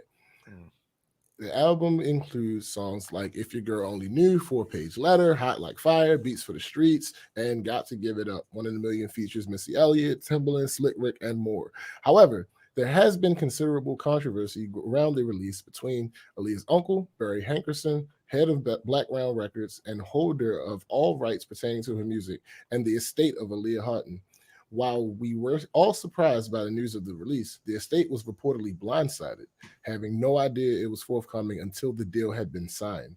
To date, all the estate has expressed is how much it wants to protect the singer and her legacy. According to Pitchfork, Aaliyah's estate has always been ready to share Aaliyah's musical legacy, but has been met with contention and a gross lack of transparency. The statement came from Paul Likowski, an attorney for the state, who also mentioned that the estate was not made aware of the impending release of the catalog until after the deal was complete and plans were in place.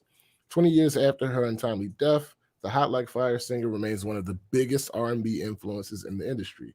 Now that her music is streaming, that influence will presumably only grow among younger R&B artists who are up and coming. Not only is One in a Million reaching the top of the streaming charts fast, but Spotify has also updated the This Is Aaliyah playlist, which includes all of her top hits as well as a few lesser-known deep cuts that show off the singer's signature vocal style. There was some speculation around whether or not Black Round Records would release the music, and few were more dubious than VSB's senior editor, Panama Jackson. He took to Instagram earlier this month with the caption, "I'll believe it when I see it." Now he has seen it and has taken to Instagram again to say, well, ladies and gentlemen, the album is on streaming. Aaliyah's One in a Million officially exists again. It even includes the version of Hot Like Fire that you want and need in your life. I cannot wait to bump this shit in my car. Look at God, baby girl, Aaliyah, it is done. So I am elated because I'm always for the artists, particularly good artists, in my opinion, and particularly icons, because whether or not, realistically, the trajectory that Aaliyah was on when she died, whole time, I ain't gonna hold y'all, Aaliyah birthed this shit. Yeah. And when I say that, I'm talking about there was nobody that was so young, in the prime of their career, had already had so much success, was expanding, doing movies and all sorts of stuff, and on a rocket ship like that before Aaliyah did it. There are people who did all those things, but not necessarily at the same time. Right. Before, like Whitney, for instance, was amazing, and then she got movies and all that other type of stuff. But doing it all at the same time at such an early stage and knocking it out the park, there was nobody. What's up, Cindy? Hey, Cindy. It was Aaliyah. Right. It was Aaliyah, and it was also like she had a recognizable team as far as in the public eye. She had a producer, two producers, because Missy, she had two producers they had this whole group, and everybody was helping everybody grow. Facts. And that whole thing was absolutely amazing.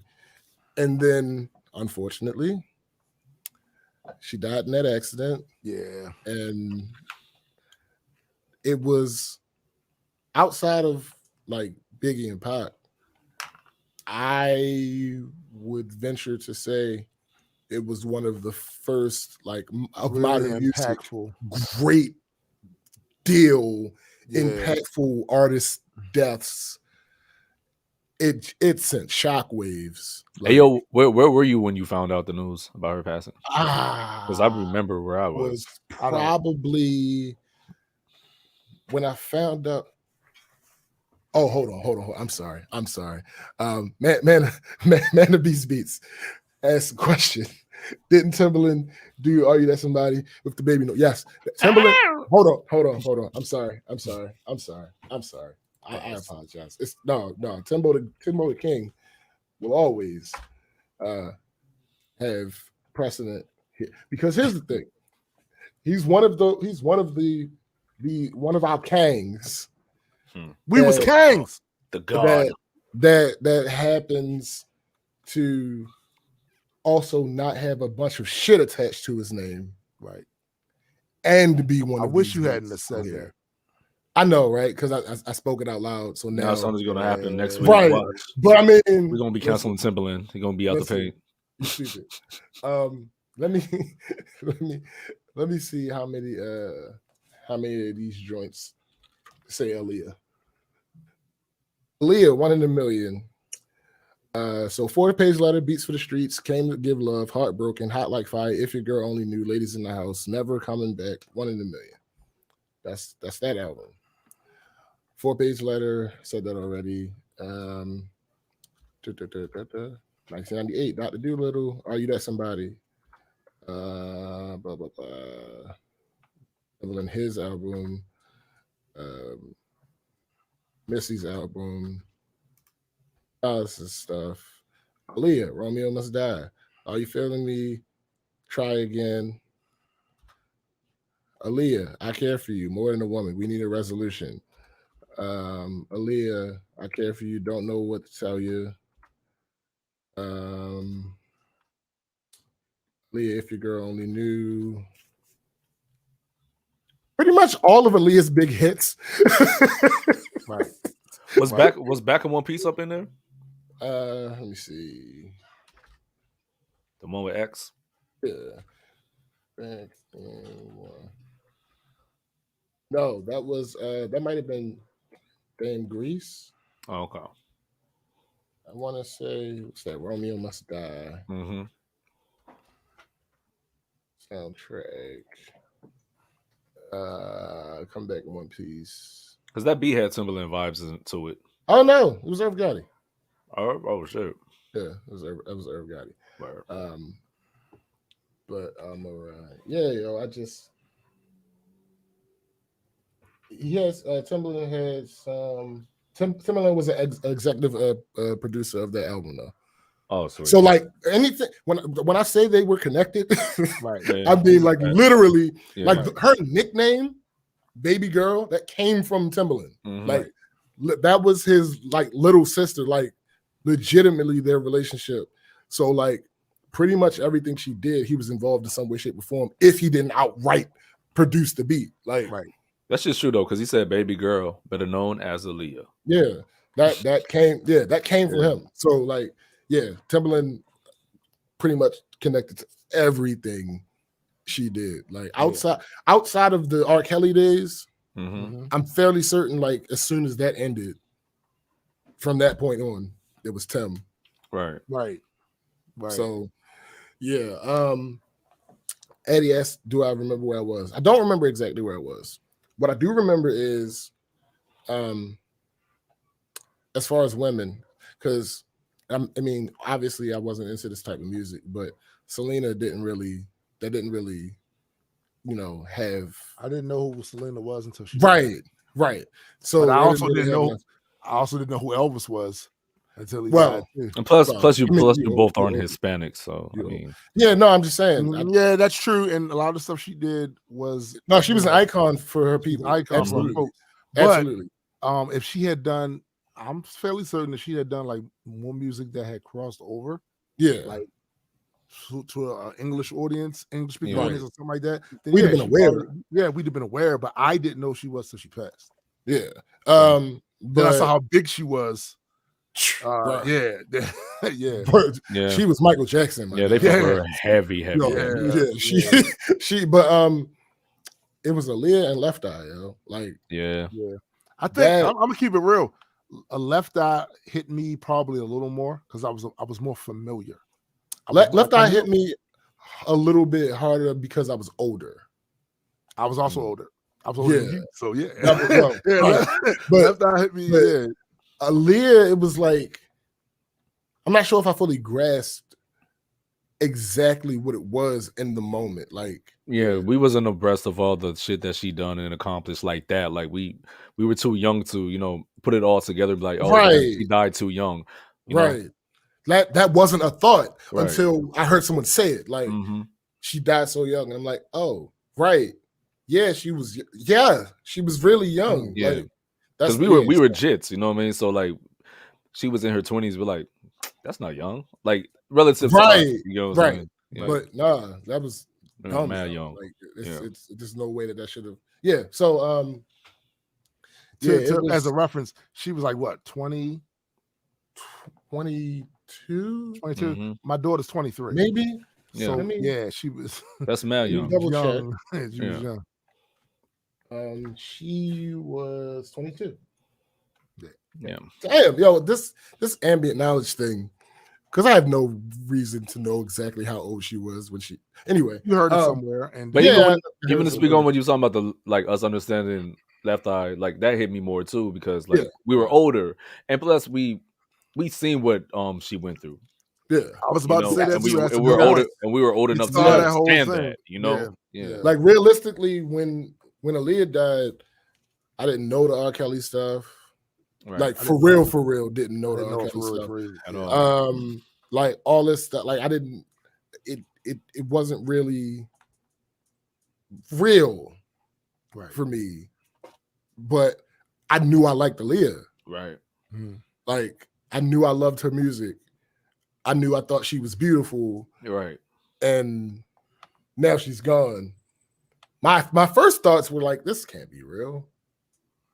Come on now. Because I remember I heard it on the turns out radio. people die. So turns out, who knew? Actually, like I heard it I was on the way back from a basketball game. We was like in Dub P, West Palm Beach, because that's when I was into basketball. We was on the way in Dub P, West Palm Beach. West Palm Beach. Okay. Yeah. Interesting. So, I wasn't living there, asshole. No, I never. But you're speculating something. I know. You're about to pontificate some bullshit and throw some lies in the air. Listen, bro. I didn't hear what you said initially, and I wanted to just be certain. Just wanted to verify. Okay. Anyway, so you saying you was in West Palm Beach? Yeah. Gotcha. Yeah, for a basketball game. Yeah. No, I mean it doesn't matter why. That's not really important. He was there though. Yeah. Hey, SPJ. Have you ever been in West Palm Beach? Ever. Not ever. No. Not once. That's what's up. Cool. Been in Miami a couple times. Hey, some of you in the live. Let us know. Have you ever been to West Palm Beach? Any of you? Just interesting. For any reason. Just interested to know. Just curious. Just curious. Okay, you brokies. Anyway,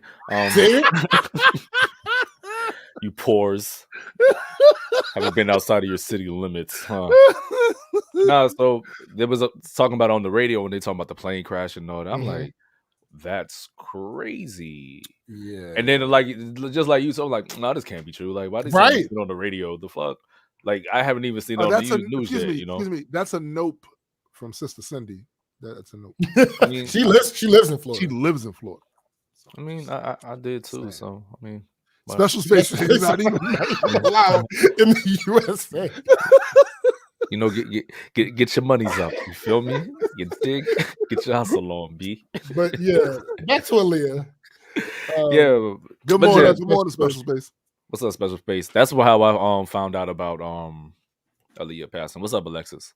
Oh, Alexis lived in West Palm Beach. Okay. Oh, excuse Okay. us. You're hoity-toity now. Oh, okay. hoity-toity. You're hoity-toity. Okay.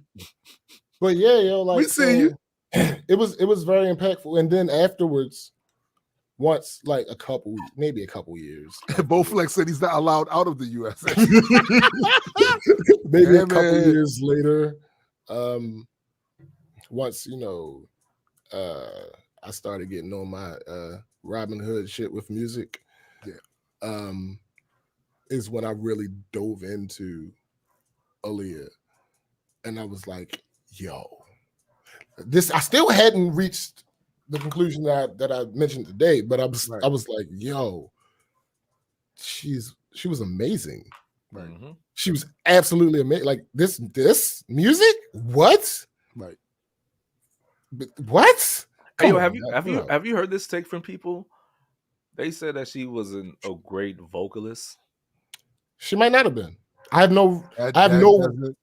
Change. Yeah, she wasn't. Okay. She wasn't Whitney. But Beyonce isn't. My thing is like, great vocalist, but is anybody really going to deny Beyonce? That's what I'm saying. Like, but does it matter? Does it matter? No, it matters to certain people.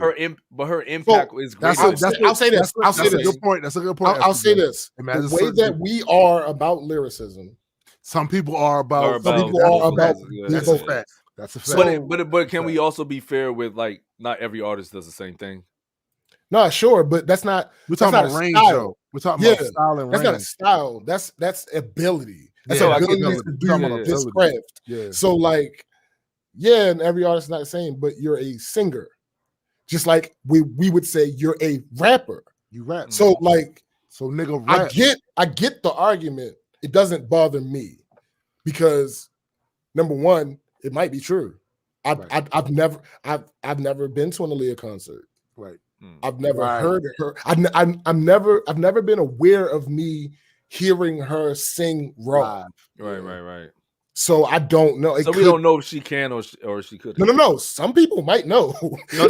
I'm talking about us specifically. Yeah, I don't know. I don't know how great of a vocalist she naturally is. Yeah, it's like when I first heard T-Pain sing for real. I was like, oh shit, he actually got pipes. See, now I knew that because of one of his albums. One of his albums, he has a song called Suicide. And he doesn't do the auto-tune thing the way that he usually uses it. See, I never listened to T-Pain's album. So my thing is, when I heard that, I was like, oh. It's just like with rap, right? There are varying levels of skill sets. You can still be good and not be the best. Yeah, you can be a solid 7. You could be a solid 7. You could literally be you are a functional, technically sound MC. Yeah. Right? But that doesn't mean that you will probably go down in history as the greatest of all time. Right. So there's space there. And in that space, if you are a part of moments in hip hop, you've had certain singles that went. Yeah, you could be the greatest at that time. Yeah, like that's how that works. You know what I'm saying? That's how that works. Because like for instance, they have so we're not talking about like Whitney is rare. It's not often that the most talented happens to be the biggest. Like that's rare. Whitney's an anomaly. But like Kiki Wyatt, there are very few. Right. Yeah. Very few. Right. The short list artists that can do what Kiki Wyatt can do with her voice. Crazy pipes. What's Jennifer Hudson? There it is. Jennifer Hudson is insane with it, but she is nowhere. She is not real. Yeah, but notice how she is not one of the more successful because she's not as huge. It's not some other people. Yeah, so there's like, other things. There's another thing that generally the best singers are the background singers. Yeah. Generally. That's how that works. Mainly because of performances. You have to be able to adapt. You have to be able to blend with other people. You have to do all this. So generally they are the best vocalists.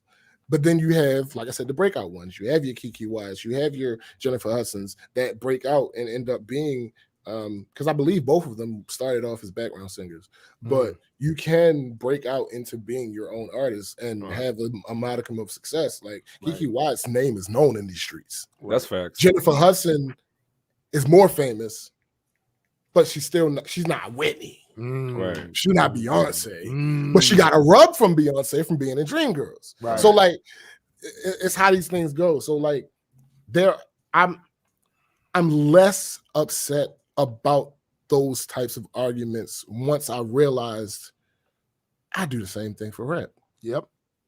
I do the same thing for rap. So I can't I can't hold somebody who that's their lifeblood. Yeah, facts. I can't hold them for being like, well, they don't really sing that well. Like, all right, you got. I mean, that. all right, like, but does it slap though? But that's not. But that's no, what that's all. No, I'm just fucking around. That's what the kid. That's what some of these people would say to us about some of this rap. Yeah, I mean, but if it did slap. No, but no. But slap is relative. Yeah, that's what I'm saying. Say that. Me, if it slaps and they ask me that, I'll be like, I'm not really. It don't. Right. Rattlesnake beats and thin kicks don't slap for me. No, I'm just saying. If there's a song that they ask me, does it slap? And I'm like, yeah, it slaps, but it's not like I'm going to listen to it all the time or like go seek it out or anything like that. I just be like, yeah, it's a cool song. Like if it slaps for me, I'm obsessive. Yeah, I'm obsessive. Yeah, I'm obsessed. I will listen to if it slaps for me. Yo, I have sat and played a song 50 times. Things slap for me. Things slap in various like ranges. You know what I mean? No, like, absolutely. Still, yeah. I agree. Like, I'm with you. There's songs that I like that I don't listen to unless like I'm in a situation where people are playing it. You know what I'm saying? But I'm like, I like that song. And then there's songs that I like exists over time. Yeah. I'm talking about once I've deemed this a slappable situation, it's on repeat. Now, eventually, it'll wear itself out. Yeah. But once, like in the time period when I'm like, this is the shit. Oh no, it's nigga. Let me tell you. I mean, that's just where we're different. Sean got so sick of me. And ironically, it was a brand new band album. There's a song on there. This is the album right after Grand Poobah. Let me guess. You was like, Lord Jamal's the best lyricist of all time. He was like, nah, bro. We can't do that. No, that's not why. He had a song called they had a song called Pass the Get. Yo, something about that song called and I remember we was in the studio and I said that shit over and over. What a surprise. I gotta fight back. Oh my motherfucking yo, it was so rowdy. I had to keep playing it. And finally Sean was like, okay, nigga. We get it. We get it. Yo, that's funny. That's funny. Yo said we get it, nigga. Pass me. It was it was just the tone. It was angry. It was political. Yeah. It was anti-cop. It was that nigga Sean was like, "Oh, so are you going to get the gat, or are you getting the gat?" Nigga, this was the 90s. I got the bird. Already heard the where's the fire at? I already heard. I came in the studio with it. The present. Fire. It was present. This was Emerson Village in the 90s. Already heard the gat. Yo, so I know what you're saying. I know what you're saying, SPJ. Like songs, it's an earworm, my guy. Like I'm obsessive. It's an earworm. Like once if I hear something, like all right, so and even when like I discover something new about a song, like that too. I watched Timbaland's masterclass, and he broke down making "Are You That Somebody?" Right. And when he did it, I was like, yo. It was like, you know, when you go underwater. Yes. And your ears are like closed and your hearing is distorted. And then a couple seconds later, clarity. Yeah. It was like that. I was like, yo, this is. Wait, I got to run that back. To take it out of the realm with hip hop. There's a song on the soundtrack of The Punisher, the one with Thomas Jane, by I think Ben Moody. I think dude named Ben Moody. It's called "The End Has Come." Mhm. Nigga, I played that song till my ears bleed because the shit he was saying, it was Word. kind of relatable to my life at Yo. the time. It was it. It slapped. That's how it was when Gears of War first came out. That commercial with Mad World.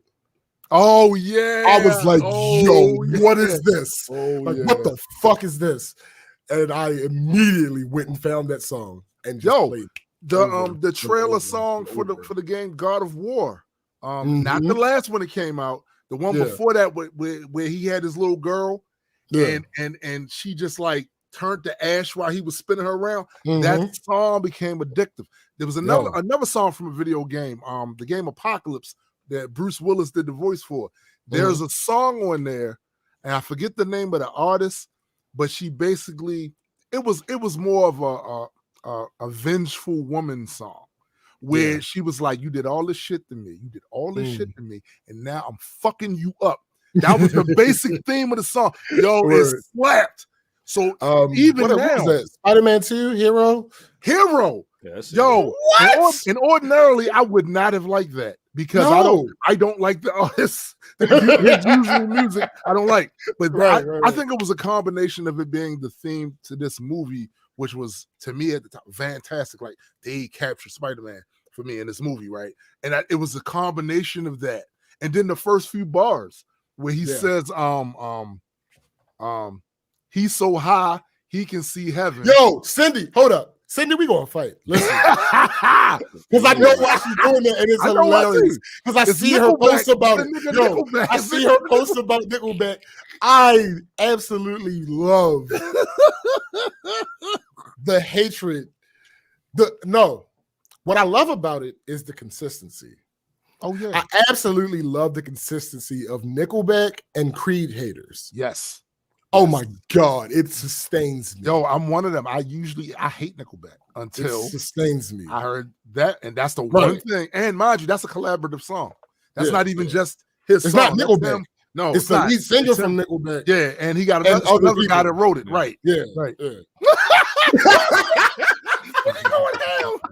Cindy's going down. Hey, but the greatest song from a video game, hot take, Dover King, Skyrim. Hold up. I'm pondering. You know. Dun, dun, dun, yeah. dun, No, I gotta go with Mad World. Nah. But okay, I'm not mad at you. I'm not mad at that at all. I'm not mad at you. No, it does. It does. I'm not mad at you. I gotta go with Mad World, yo, because the little history behind. I'm sure some people know, but Mad World, the original song, the Tears for Fears, is fast. It's a fast song. It is. It's one of those songs where when I went to download it, I came across the Tears for Fears version. I was like, this is not. This is clearly not the song that I just heard. This is not the emotional tearjerker that was just in this video where there was desolation going on. No, that's not. This is happy Philly. Now again, the words were the same. And I really enjoy when artists do that. My greatest example of all time is Hey Ya, because it's not a happy song at all. Right. Fucking all. Right. But the music of it gives you that idea. And he even says it in the fucking song. Y'all don't hear me. Y'all just want to dance. But that transformation that Gary Jules did from that song, what the fuck that song was, and I'm guessing he just heard the words and he was like, this is a travesty that must be corrected. And did what he did with that remake and that the voice. It's kind of like when the Man in Black. Fuck. His name escapes me. Johnny Cash. Yes, when Johnny Cash did Hurt. When he did Hurt. Yeah. Yo, I like both versions though. I like both versions. But Johnny Cash's version, it's dark. It's different. It's dark. Guttural. It's visceral. It is. It's like I'm a man at the end of my rope. Yeah. So this is what I did. And it expresses that.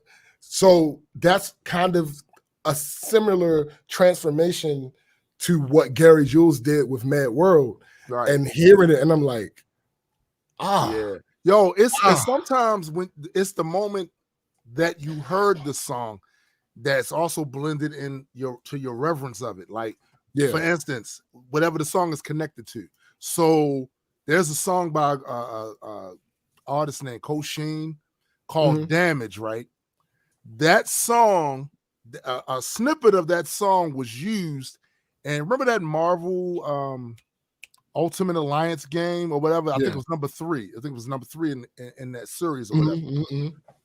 The trailer, the way they did the creative editing with the game footage and the narrative that it spent about how we used our powers, and then and as a result we caused all kinds of destruction, whatever. And it basically used the whole Civil War backdrop that was from the Civil War shit, right? That song slapped so hard in that snippet, bruh. And I went and found it. It was like over 6 minutes long, and I ain't like hardly none of the other parts of that song except for that snippet, right?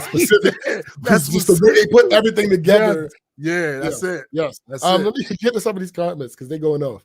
So, man, BCGz says hurt. Yes, Cindy said it's genius. Man, it says he died not much longer after that's the just album. a fact. That's a fact. Yeah, Special Space. That's one of my favorite songs ever. Cash hurt. Serious Minded. Joe says disturbed sound of silence captured the angst of the lyrics better than the original. Listen to me, Joe. Hear me out. Joe, hear me out. Hear me out. Do me a favor. Let me know personally. Matter of fact, I don't think we're Facebook friends. Send me a Facebook request. Right. But Pentatonics. Version of the sound of silence. That shit is fire. I need you to listen to that. That shit is fire. Absolutely. Because honestly, yes, the Sound of Silence is another one of those songs. See, like I said, the reason Hey Ya is my favorite example of this being done is because, in my opinion, it still slaps. Right. Sound of Silence, the original one, it's like it's meme to me. That's honestly that's what I think every time I hear the original version. I hear meme. Yeah, it's when I heard Disturbed's version, I like Disturbed's version, but Pentatonics' version, oh my god, yo! When I heard Pentatonics' version, I was like,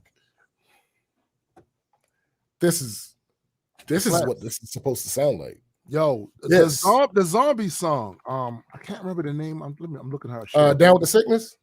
No, was it that? No, not that one. It may have been the Cranberries.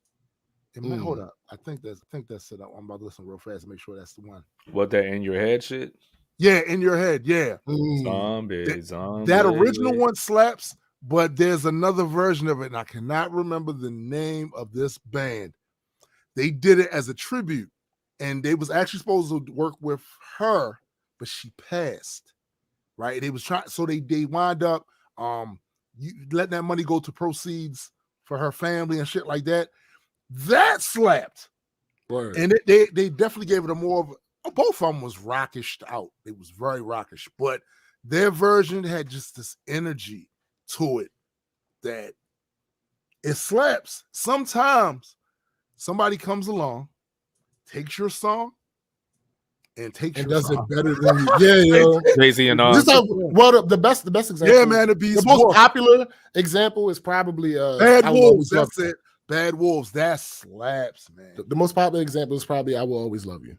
Whitney Houston took Dolly, and Dolly was like, "Nah, that's your song.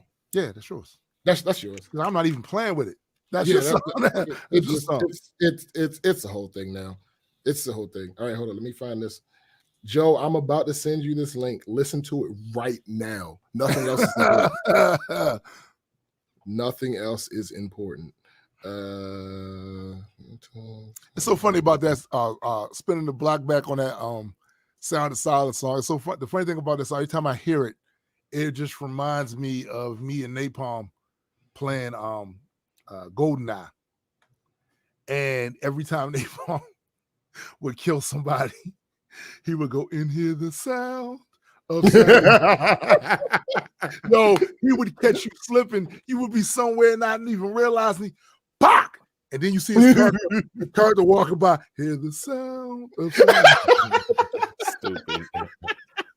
Yo. All right, hold up. Copyrights be damned. I'm about to play a snippet. I'm about to play a snippet of the Gears Awards. You might be all right. Did we get in trouble last time? No, I don't think anything happened. Snippet. Just play a snippet. So we gonna play a little snippet. Because this shit, I was like, this is what y'all. Okay. Let me make sure it's the right one. Yeah, it was Gears 3. Yo, woo! Just that opening, because compared to the original was, that's one of the times when I can honestly say I don't like the original. Right. Like I don't like anything about the original. At least with Simon and Garfunkel, at least with Simon and Garfunkel, I understood. Yeah, it's a folk song. Yeah, so like, it's going to have that feel to it. Right. But let me throw this on here. Share screen. Actually, no. Tab is more useful. Is it though? I remember this. All around me are familiar faces, worn out places. Come on, man. Worn out faces. What are we doing? Look. What are we doing? Daily races, passes, and I find it kind of funny. I find it kind of sad. The dreams in which I'm dying are the best I've ever. Come on, now. Cut it out. Cut it out. Listen, cut it out. Listen, cut it out. Cut it out. I'm telling you, some of these shits, like you would expect, like especially from like my generation, because that's when hip hop started really. I had people that wouldn't listen to any of this because that's not culturally. They was like, man, they wouldn't even give it a chance. Right. They wouldn't even give it a chance. Right. But because I was such a movie kid.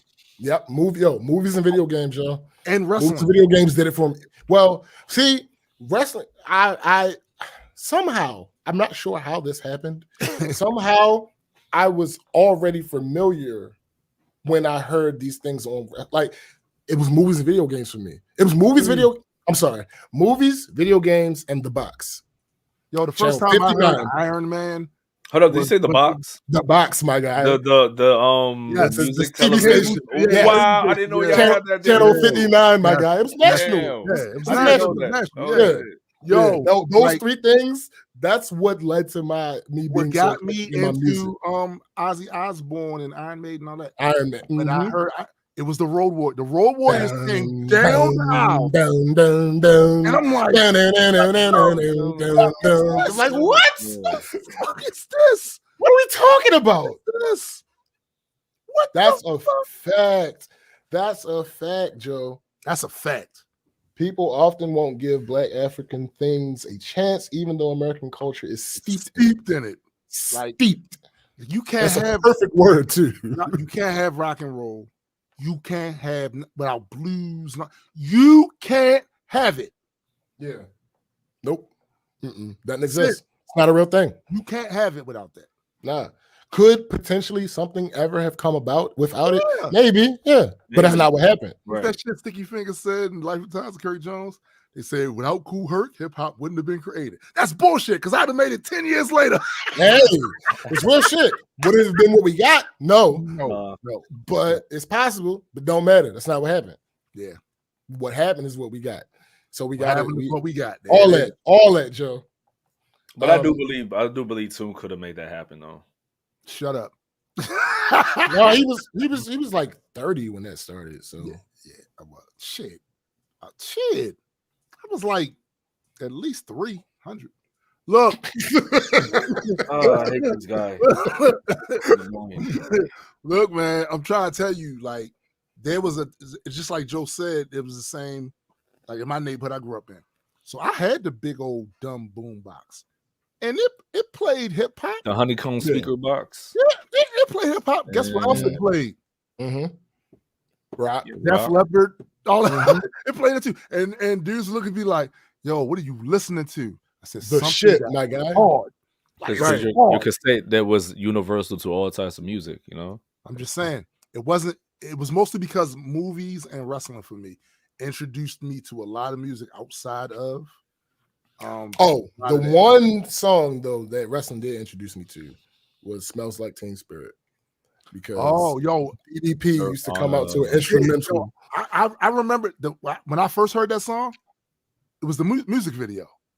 The music video came and I was like, "Hold on, stop, everybody, shut up."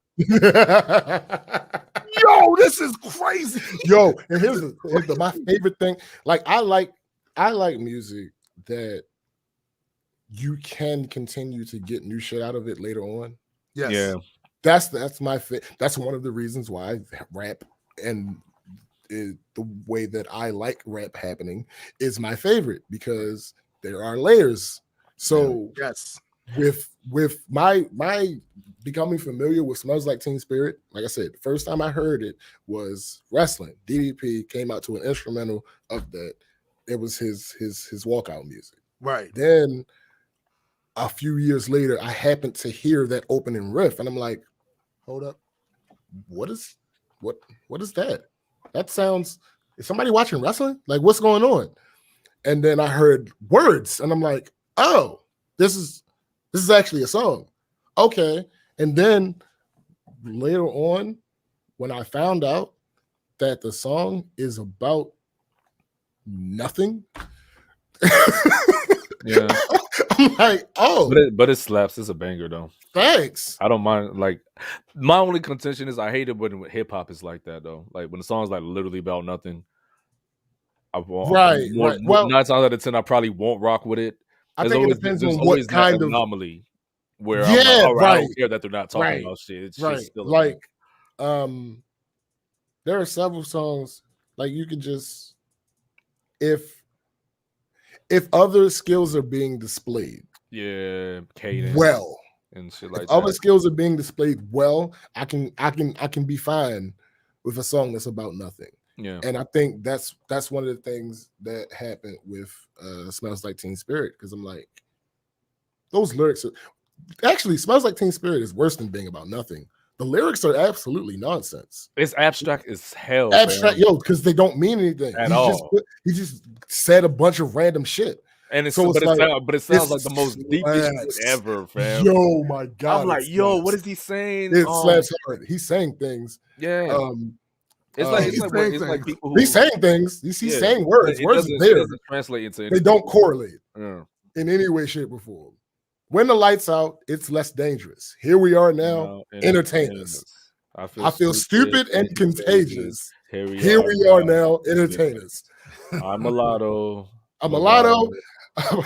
An albino, a mosquito, my libido.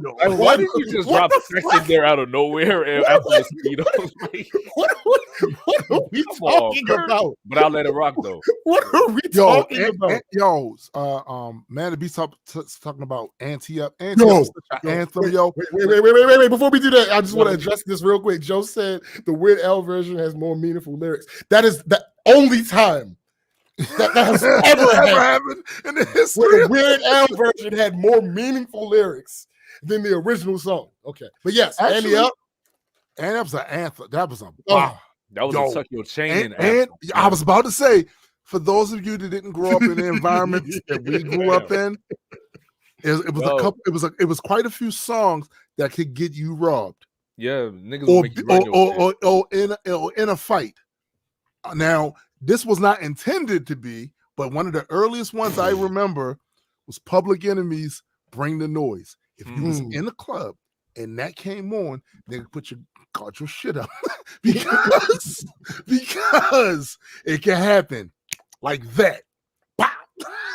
That's how it was. Annie Up was another one. I think Annie Up was intentionally made for that, yo. I'm not surprised. I wouldn't be surprised. Like, yo. Also, Wild Out. Wild Out yeah. too. Wild Wild Out too. Man, Wild Out Yo. too. if a nigga step on your goddamn shoes, fuck that. Wild Out. If the bouncer in the club sing like you can't get in. Right. Like that was just We Like, had a this actually, irresponsible. It was we had a irresponsible. local version of that type of thing too. It just didn't get as big as them other ones. The rapper Comp, he had a song called "Do Something." Mhm. That was Yep. so uniquely bought. Facts. Listen, when he was the way he was talking crazy in it, and we knew like it's shorthand. If you come from this place, and he's talking all the stuff he's talking about, somebody else might say that's no reason to shit. Where we Alright. from, that is a reason to get your ass beat. Hey, yo, another Where we one, Nuck from? if you buck. Well, Nothing. facts. Or any Little John song that was on the radio that Most was like of them. about Most of being the in a Little John club. songs. Like, Yeah. B.I.B.I. Yeah. Why you What? acting like? Come on, man. Niggas was literally getting their ass beat. Like you'll go to a How club. about the pennies? Yeah, Yo, Weird Al is a legend, my guy. Well, Weird Al is a he's legendary, though. And my man still performs. So let's I not believe even. Yeah, he still I believe performs. I believe it. But I'll be right back. Word. God damn you guys. I mean, it is what it is. This is what we do. It happens sometimes. This rabbit hole. So it happens sometimes, B. Listen, well, y'all know, y'all come to the show, but we usually have a list of topics to go through. But there are just times, man, when a certain conversation sends us down a rabbit hole, and before you know it, we look up and look at the time and go, "Ain't this a bitch?" Yo, don't get me started talking about music. God damn it! You know, you started it, nigga. Look, the very first story on here, nigga. I was just. Hey, listen. It's just something that I've been looking forward to for a while, and it finally happened. I wanted to share that with the people. Hey, man. Well, guess what? You wound up sharing more. Damn, nigga. Joe said that he met Al briefly as he was walking out of a club in Pittsburgh. Oh wow, PA. That's dope. How did that go? Yo, apparently my homeboy has a friend that like knows Cher. Like, how do you just know Cher? Yo, he doesn't know. He doesn't know how it came to be, but apparently, like, Cher knows this person as Crying Sign Guy. Like, he apparently he went to enough Cher concerts and got a good enough seats and had the same sign, apparently. And during certain songs, he would cry. So apparently he booked a trip to LA to do an open house. The house happened to be Cher's house. Cher saw him, recognized him, walked up to him, hugged him. Wow. And then went on about her business as if that was just a normal thing. Right. And like they communicate on Twitter. It's crazy. It's like, what the fuck? Like, what? But you know what? In some small way, I get it. I get it. I mean, that's how your fans are. I mean, there's a few of them that's like that. It's a few. Yeah. But it bees that way. You see, come on, it bees that way. It bees that way. That's crazy. Yes, because again, how do you just know? How do you just know Cher? In what scenario? Realistically, I know how this might sound, but y'all know my heart. How does the average random black gay man happen to know Cher? Yeah. Like, what circles would they possibly be in? Right. How could they possibly? Yeah. Like, and for her attention, if it was simply from him being at her concerts, the attention that she has. Yeah, that's amazing. To recognize this one person consistently while she's up there performing. Yo, it's kind of the same. Like, if you see, I guess it's the equivalent of if you see the same names commenting on your stuff all the time, engaging with your stuff all the time, that even in the crowd, once your shit grow, and it's a bunch of people, you're gonna spot that name. Maybe it's the same for that. See, I performed, but never at that level and never with that frequency that she did. So maybe for her, it's like, I see this guy all the time. He probably followed her around the damn country. Possibly. Because people that do that, but they do that. They follow their favorite band at different venues that they perform at and shit. So yeah. You know. I was like, yo, that's impressive. Like, It is. How do you get acquainted with international superstar Cher? Yeah, I mean, could have threw me for a loop. Nigga, I would have never. I thought he was joking at first because we were talking about the National Harbor and the MGM Grand, and I still haven't been. And he was telling me he went twice, and the one time he went, it was a Cher concert, and he went with such and such, and then he was like, "Oh no, I couldn't have possibly went with such and such because we would have had better seats." And I'm like, "Wait, explain that." And then he went into this whole story, and I'm like, "The fuck?" Yeah. And he was like, "Yeah, he's like oddly a super Cher fan." And I'm like, "What do you mean oddly? People have fans." Yeah. And then he explained that whole story, and I'm like, "Oh." It's crazy, yo. The odds of that happening are very, you know slim. What? It kind of reminds me of Chuck D. So I've met Chuck D twice. The first time I met Chuck was down at Harbor Place. They was performing at the convention center, right? Right. So he was down there. Him, Terminator X. I didn't see Flav. I was with my producer at the time, Sean. You saying Flav blended in? Well, if he was down there, he must have, because it's Baltimore. He was standing in front of a black wall. Oh, you stupid. Look, it's Baltimore. You know what I'm saying? He looked like some of them other guys that be in Lexington. So look, right? so look, right? First we see Tribe Called Quest, because they was also performing there too. So this was back when the Source magazine was still young as shit. And they had black and white pictures up in that bitch. We had the latest Source, and Tribe Called Quest was in there. Tribe Called Quest went up to the fruit shake stand. They was going up the escalator. And the reason I recognize, because back then, Q-Tip used to wear that Raiden hat. He used to wear that Raiden hat all the time. And I went, yo, that's Q-Tip.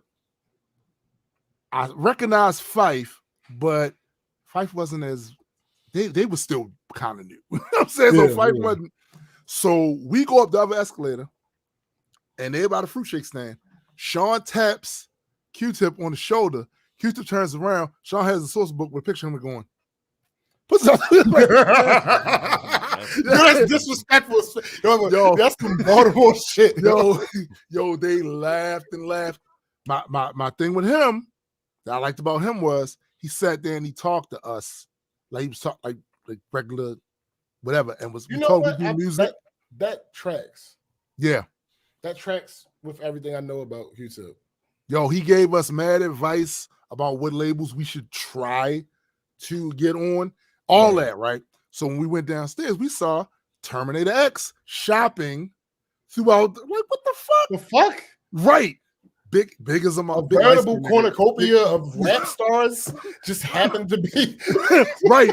So he comes walking, and I see dudes following him like, y'all groupie ass niggas. What the fuck y'all doing? As we walk a little further, we see Chuck D at one of the other stands. Here's the thing that's crazy. He sees Sean and go, Black. Nah, yo. Know how he knows him? At that time, Sean's Uncle Wes was vice president in charge of promotions for Def Jam. So Sean had been up there, met them, all of this shit years before. Second time I was with Sean, we saw him again. The fact that this is when PE was huge. Right. The fact that he just knew Sean Black, crazy. And I just knew. You couldn't tell me back then we wasn't going to get on. Nigga. You couldn't tell me that? There's no way. You couldn't tell me. Yo, and I did finally get to meet Flav. Advice from Q-Tip. Yo, he told us, yo. He told us. And then talk to Chuck D. Talk to us, like 5 minutes later. Yeah, that's crazy. You could not tell me back then we was not gonna get on with one of these motherfucking labels. You could not tell me. Of course we didn't, but still, you could not have told me that back then, man. And I did finally get to meet Flav after they was performing at the arena. And did he have the clock on? Yes, he did. He did, in fact, have the clock on. He also had his daughter on his shoulders. Now, with the rest of them... So he didn't have the hat on? No, he didn't have a hat on. Nope. Okay. He had a hat on. But the rest of them got in the limo and went around to where the after party was at the hotel. Not Flav. Flav walked right out the arena, with his daughter on his shoulders, dancing in the street, and crowd of people with him dancing in the street as they made their way over to that hotel where the goddamn after party was at. Hey, that's cute. That's cute as hell, though. Yeah, for real. That's wholesome. That's super cute. Yeah. that's wholesome. Nigga, he was in Baltimore. Like, you have to be loved to have, that type of the walk. You just have to be loved. Because if it was any regular person, they'd be like, yo, fam. Stop me when I'm lying, SBJ. Or maybe you may not be old enough to remember this. There was a time where they had these little rap concerts and stuff happening at the arena. Oh, it was going to be some robberies after. Yeah, no. It wasn't about them being a regular person, Eddie. Nope. It was about them liking you. Yes. Gotcha. If they didn't like you, you out the paint. Yeah, it didn't matter. Yeah. Nah. Huh? Yeah. Niggas was getting robbed, man. Especially when them Cherry Hill nigga. Yeah. Back in the day, them Cherry Hill dudes used to come across that. It was a whole thing. It was a thing. We didn't claim Cherry Hill like for a while. For a long time, yo. Like, them unruly ass niggas. Yo, without murder rate being what it was still, them unruly ass niggas. You still looked at them like that. Yo, but you know what? That shifted after a while too. Sure. No disrespect to Cherry Hill dudes, but it was a time when they would come up in Emphasis Village, I'm from Cherry Hill. But then there was a time when they was like, yo, I'm from Cherry Hill, don't tell nobody. Right. Embarrassed. Right. Fair. Fair. All the shit they pulled. All the shit they pulled. Yeah, because they might have been like in the mix of some shit too. So there's somebody that either got a family member or a friend. Yeah. If you frequented, if you came outside, so you saying everybody knows somebody. Somebody that knows about it. Everybody, yo. I was literally everybody. If you lived in Baltimore, in the inner city of Baltimore, you even knew a friend, heard a story, had a family member that was robbed by some Cherry Hill niggas when he was downtown after one of them shows. Right. It's just what it was. It's just what it was. Yo, now, me and Sean was just a light rail away. Fact. Sean made me laugh so hard one day. So it was after one of the shows, and it was going on, and we were just walking through the madness, right? And as we walked through, I was like, yo, I'm surprised we didn't get tried for real. Sean was like, that's because in this world, I am a Tyrannosaurus Rex. Sean was a big nigga, yo. I ain't gonna it's like, yo, they always gonna go after the people that perceive to be the easiest mark. Right. So both of us over 6 foot. Why would I? Facts. I'm not going after like Sean 350. Yo, over 6 foot 350. Like, all right, you gotta be a big nigga to call yourself a T-Rex. Like, yo, I'm to legitimately say it. And nobody be like, no, you bugging. No, you bugging. Yeah, you gotta. It's like that one meme. It's true. Yeah, it's true. Yo, Fab can say that. Fab can literally say, listen, I'm a T-Rex. Like, I mean, listen. Hey, yo, James, you remember when you and Fab was at the water park? I was at the water park, and I was like, yo, when he came over, he was like, oh, y'all boys straight? Yeah, I'd be safe, yo. It ain't a thing. I ain't never worried. Like, I don't gotta worry. Like, nah, ain't nobody. If I was that man and I had an issue with you, if he came over, I'd be like, no, you got a fam. Nah, it's we ain't worried about it, dog. Yo, but it's crazy is like, what's crazy is I didn't get any of that sort of energy until later on in life. Now, remember, I was working at this place and one of these stores got robbed, right? So the police was going around asking people, yo, who seen anything? Seen anybody come through? We ain't see shit. This happened early when shit was opening, right? So I was like, well, we keep an eye out for them because they might come up in here. The cop looked at me and went, no, they're not coming in here. Listen, they going after what they think could be an easy touch. Right. You a little too big for they, as evidenced by who they went after. Yeah. It was talking about the one, it was a little old lady. Yeah, they have in her shop and shit. He's like, they're not, somebody's going to do that. They're not coming in here. Yeah. They're not coming in here. And it was generally no. Yeah. They're not. Somebody think that's not going to fight back. They got a perception. It's not going to fight back. Not going to give them a hard time. Why would you want to work harder? Yeah, right. I don't want to work harder. I don't want to up my charges. I don't want to risk failure. I don't like. It's just not smart. Don't make sense to do. Plus, they don't want to hear like, "Oh, run your shit," and you're like, "No." Right. Nah. Nah, I'm good. I'm good on that. I ain't ran since I was late for the bus. You know what I mean? Here's the thing about that though. They had to worry about that with me because I'm not dying over this store's Right. No, absolutely. You can have this shit. Absolutely. But they don't know that. They don't. That's true. They don't know that shit. Don't know what get you killed though. Right. Yeah. Right. Fuck, It's you like, can have everything. I'm not gonna test You it. can have everything in here. I don't care. I don't care. Everything in here. Fuck that. Thanks. Yo, you want me to send you more? I'll send you a link. Right. Like, bro, you want the codes? I'm just saying. Ain't nobody got time for that. That means I live. You want my codes, my guy? Right. Just say it. This nigga said my codes. I'll make you a copy of the key in the back. Like, Nigga, you got the key cutter in the back. I have been. I'll give you 2. Right. Just in case you misplace one. Yeah. Exactly. Yo, I have been shot at numerous times, but I have not been shot. And if I can help it, I am not. Yeah, let's continue to be on that vibe. He was like, he made the story for the young man, and he was talking to, he was interviewing him about the song, and he was like, being shot at didn't shake him up. I mean, being shot at didn't bother him. Right. It was getting shot that shook him up. Yeah. I mean, it's supposed to. Well, see, listen. To be honest, depending on your particular occupation or your or your favorite pastime, getting shot at might be a regular hazard. Yeah. But getting shot, I don't care. Listen, it's different. It's different. Yeah. It's different. That shit crazy because like, damn, my guy, like I did that much to you that you want to kill me, like. Hey. Oh no, I can see how that happened. You that mad? Whoa, hold on. Realistically, you come on now. I've had bullets on my back. Eddie. Especially if it's a bunch of niggas. But if it's a bunch of niggas, like, but I did something to all y'all. Clearly, it's within the realm of possibility. Shut up. I'm talking about me. I was a different person back then, right? I'm just saying I was a different person back then. And I had bullets. It was people trying to do stuff. Yeah. I'm surprised Suman end up like 50. Nah, right. That wasn't happening. Nah, because the stuff I was doing was 50 was on some. I wasn't doing none of this. Some of the shit he was doing, I wasn't doing none of that. But listen, I grew up during the time when I'm right on the edge of when niggas stopped fighting and start wanting to. I come from so I was moving into that era where I ain't fighting. I'm just going to.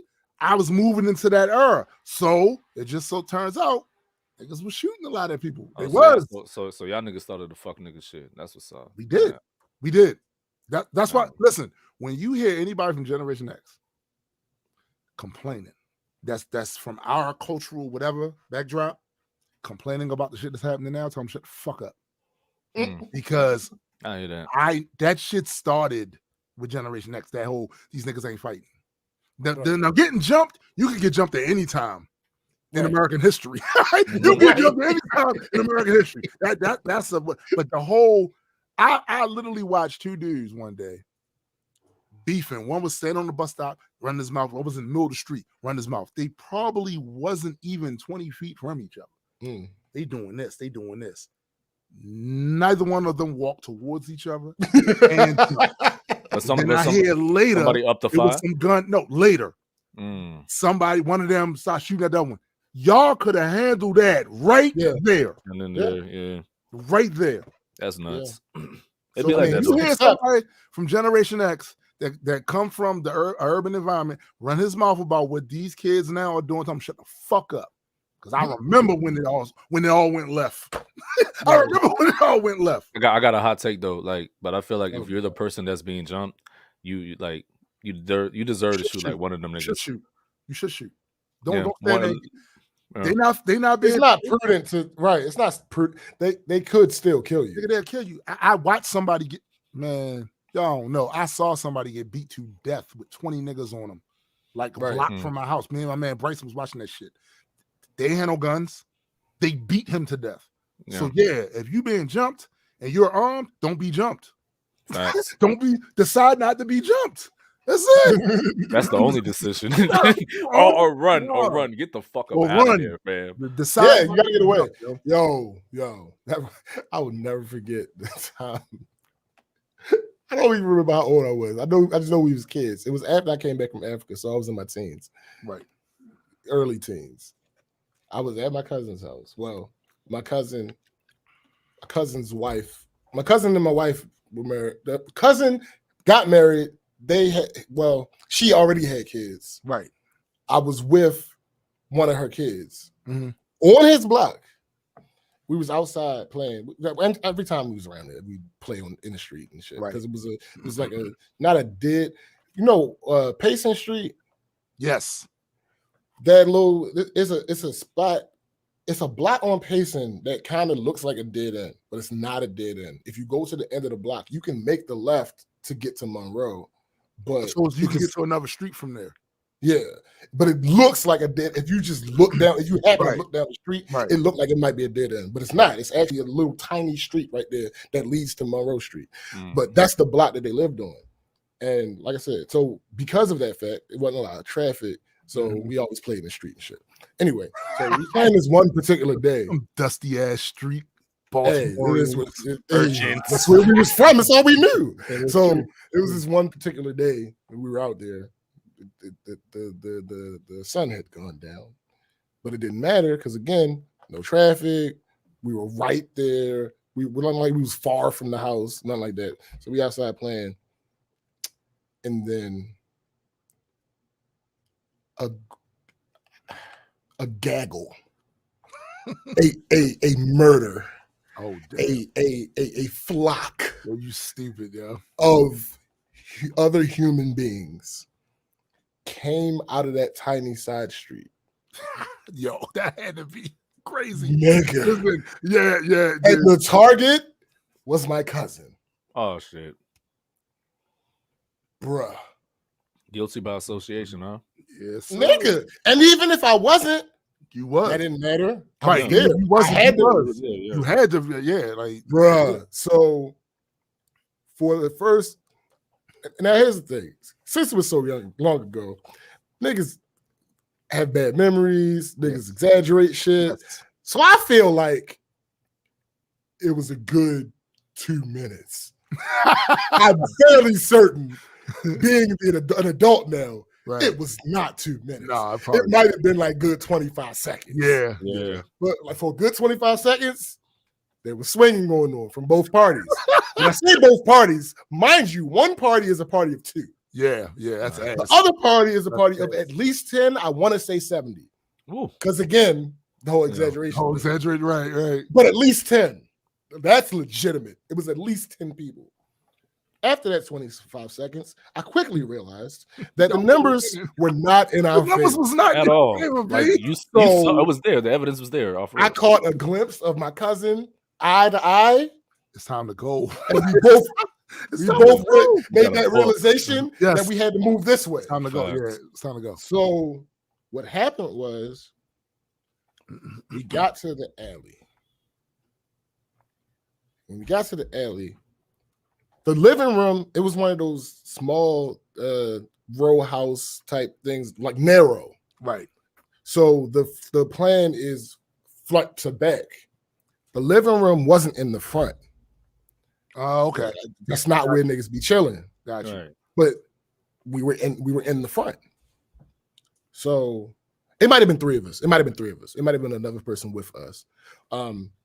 So they tried to go in the house through the front door. I thought about this and I'm like, bruh, it's 10, 15 of these at least. Yeah. Going to the front door might not give you the quickest results because on top of that, ain't nobody in that room. Right. So I'm like, all right. So I went through the alley, came around back. Yo, let us in.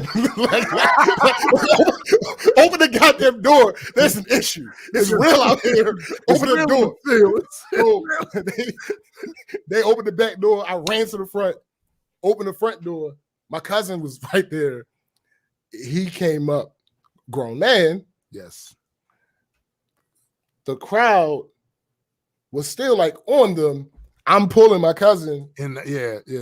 And I guess they looked up and realized that there was a grown man right there. Right. Yeah. Realistically, I can't tell you if you had a bet. Right. I can't tell you if you had a get. Right. I can't have. What? I can't tell you that. Right. But they dispersed. Of course. And that was really the last. You gotta be so careful with that shit, man, because I know a guy named Carlos. Carlos never ran, never will. Never ran. That's what his grade will say. Well, his eyes great. He lost the eye because of that shit. This nigga, this is somebody Dennis used to hang around with before me and Dennis got raised. Super cool. We knew each other. Was super cool like that. It was a group of them, probably 5, 6 in that Carlos and his little crew. Carlos was known for knocking niggas the fuck out. Like, oh, wait, before you do that, mind you, I got fussed at for that scenario. Did you? I got fussed at initially by my cousin. Oh, okay. Because from his perspective, they out here getting beat on. I'm in the back. Right. He thought you ran on him. So I got fussed at initially, but my cousin that was with me was like, nah, we were out there together. Right. Things were happening. Yeah. Your monkey shaking. Your monkey ass. So that I told you that was the line of demarcation between when dudes were still doing this and dudes started doing that. Yeah. Roughly around this. I don't know who Carlos beat the fuck up, but obviously the guy didn't appreciate it much. So it's Dennis, it's Carlos, and it's about maybe 4 other guys, right? The dude that Carlos beat up went and got friends. Lots of friends. And they came down there with golf clubs. Oh. Yeah. So Dennis and the rest of them was like, yo, we can't win this. Carlos golf clubs are dangerous because they have small points. Yeah. Points of impact. Carlos told him, y'all can run if y'all want. I ain't gonna think bad of you, but I ain't running. You, sir, are good there and tried to fight these niggas, and that's how he lost his eye. Valiant effort, but another word for valiant could be stupid. Y'all could have ran. Like, y'all could have ran. Y'all could have all got away. It's one thing if dudes was coming with D's and Carl felt like whatever. Here's the thing. There's a common saying in situations like that.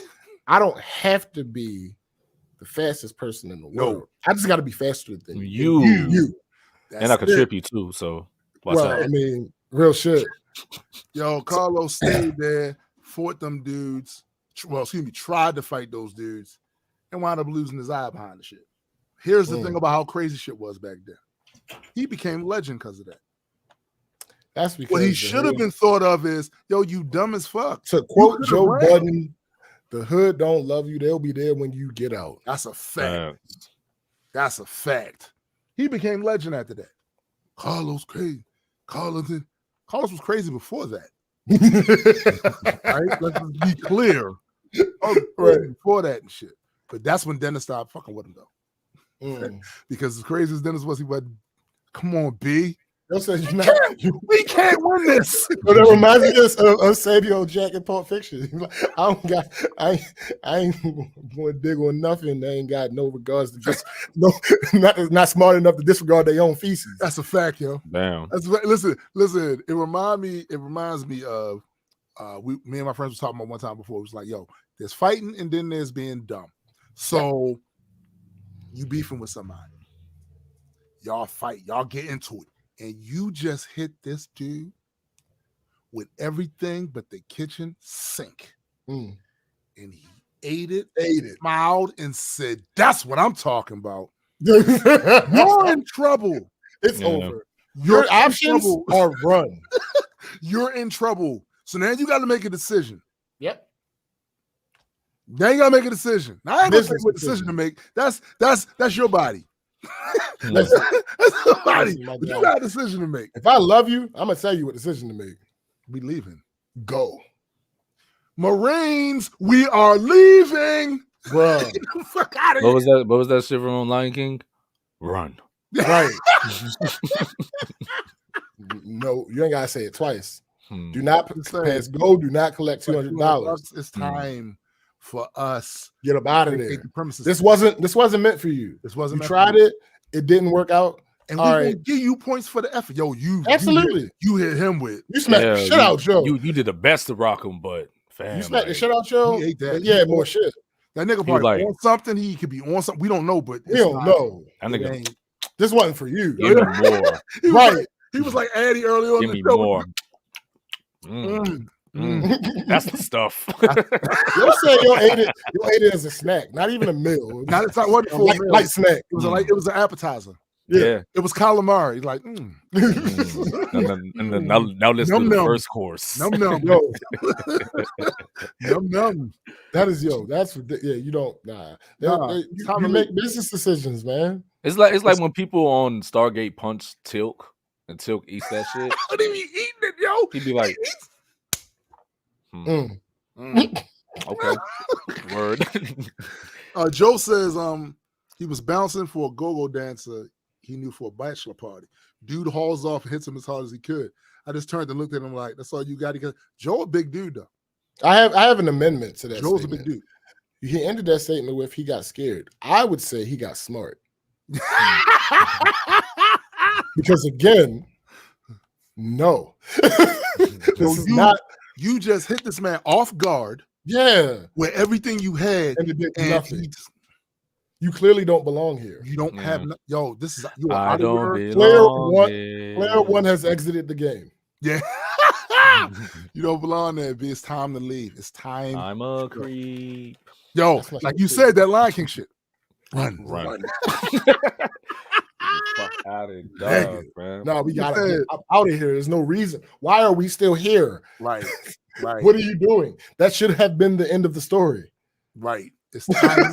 No, that's literally because what you don't, you let that be the end. Don't get the other end. No. You know what I'm saying? Like, cause at least you can This still is- run away, and be like, at least I hit that nigga. You know what I'm saying? No, What you yeah, want, sure. What you want It's is not gonna happen. for the screen to go wavy, and then you standing there is you with a bunch of friends. You was recapping this whole thing. Going, Oh shit! "Yeah, man, Hold I'm up. your friend." I ain't catch Yeah, that. the Joe Sam Miami said, shit. "Will he hit him with a bat? Will he shoot them with his gat?" I do not like them Sam. God damn. Yo, Listen, ain't nobody Yo. got time. but that's like watching a YouTube video and you get to that point of the video and you you scroll over to see how much is left and it's still like 5 minutes. Like why? Yeah. Why is no? There should have been outro. Right. Get out of here. You outro.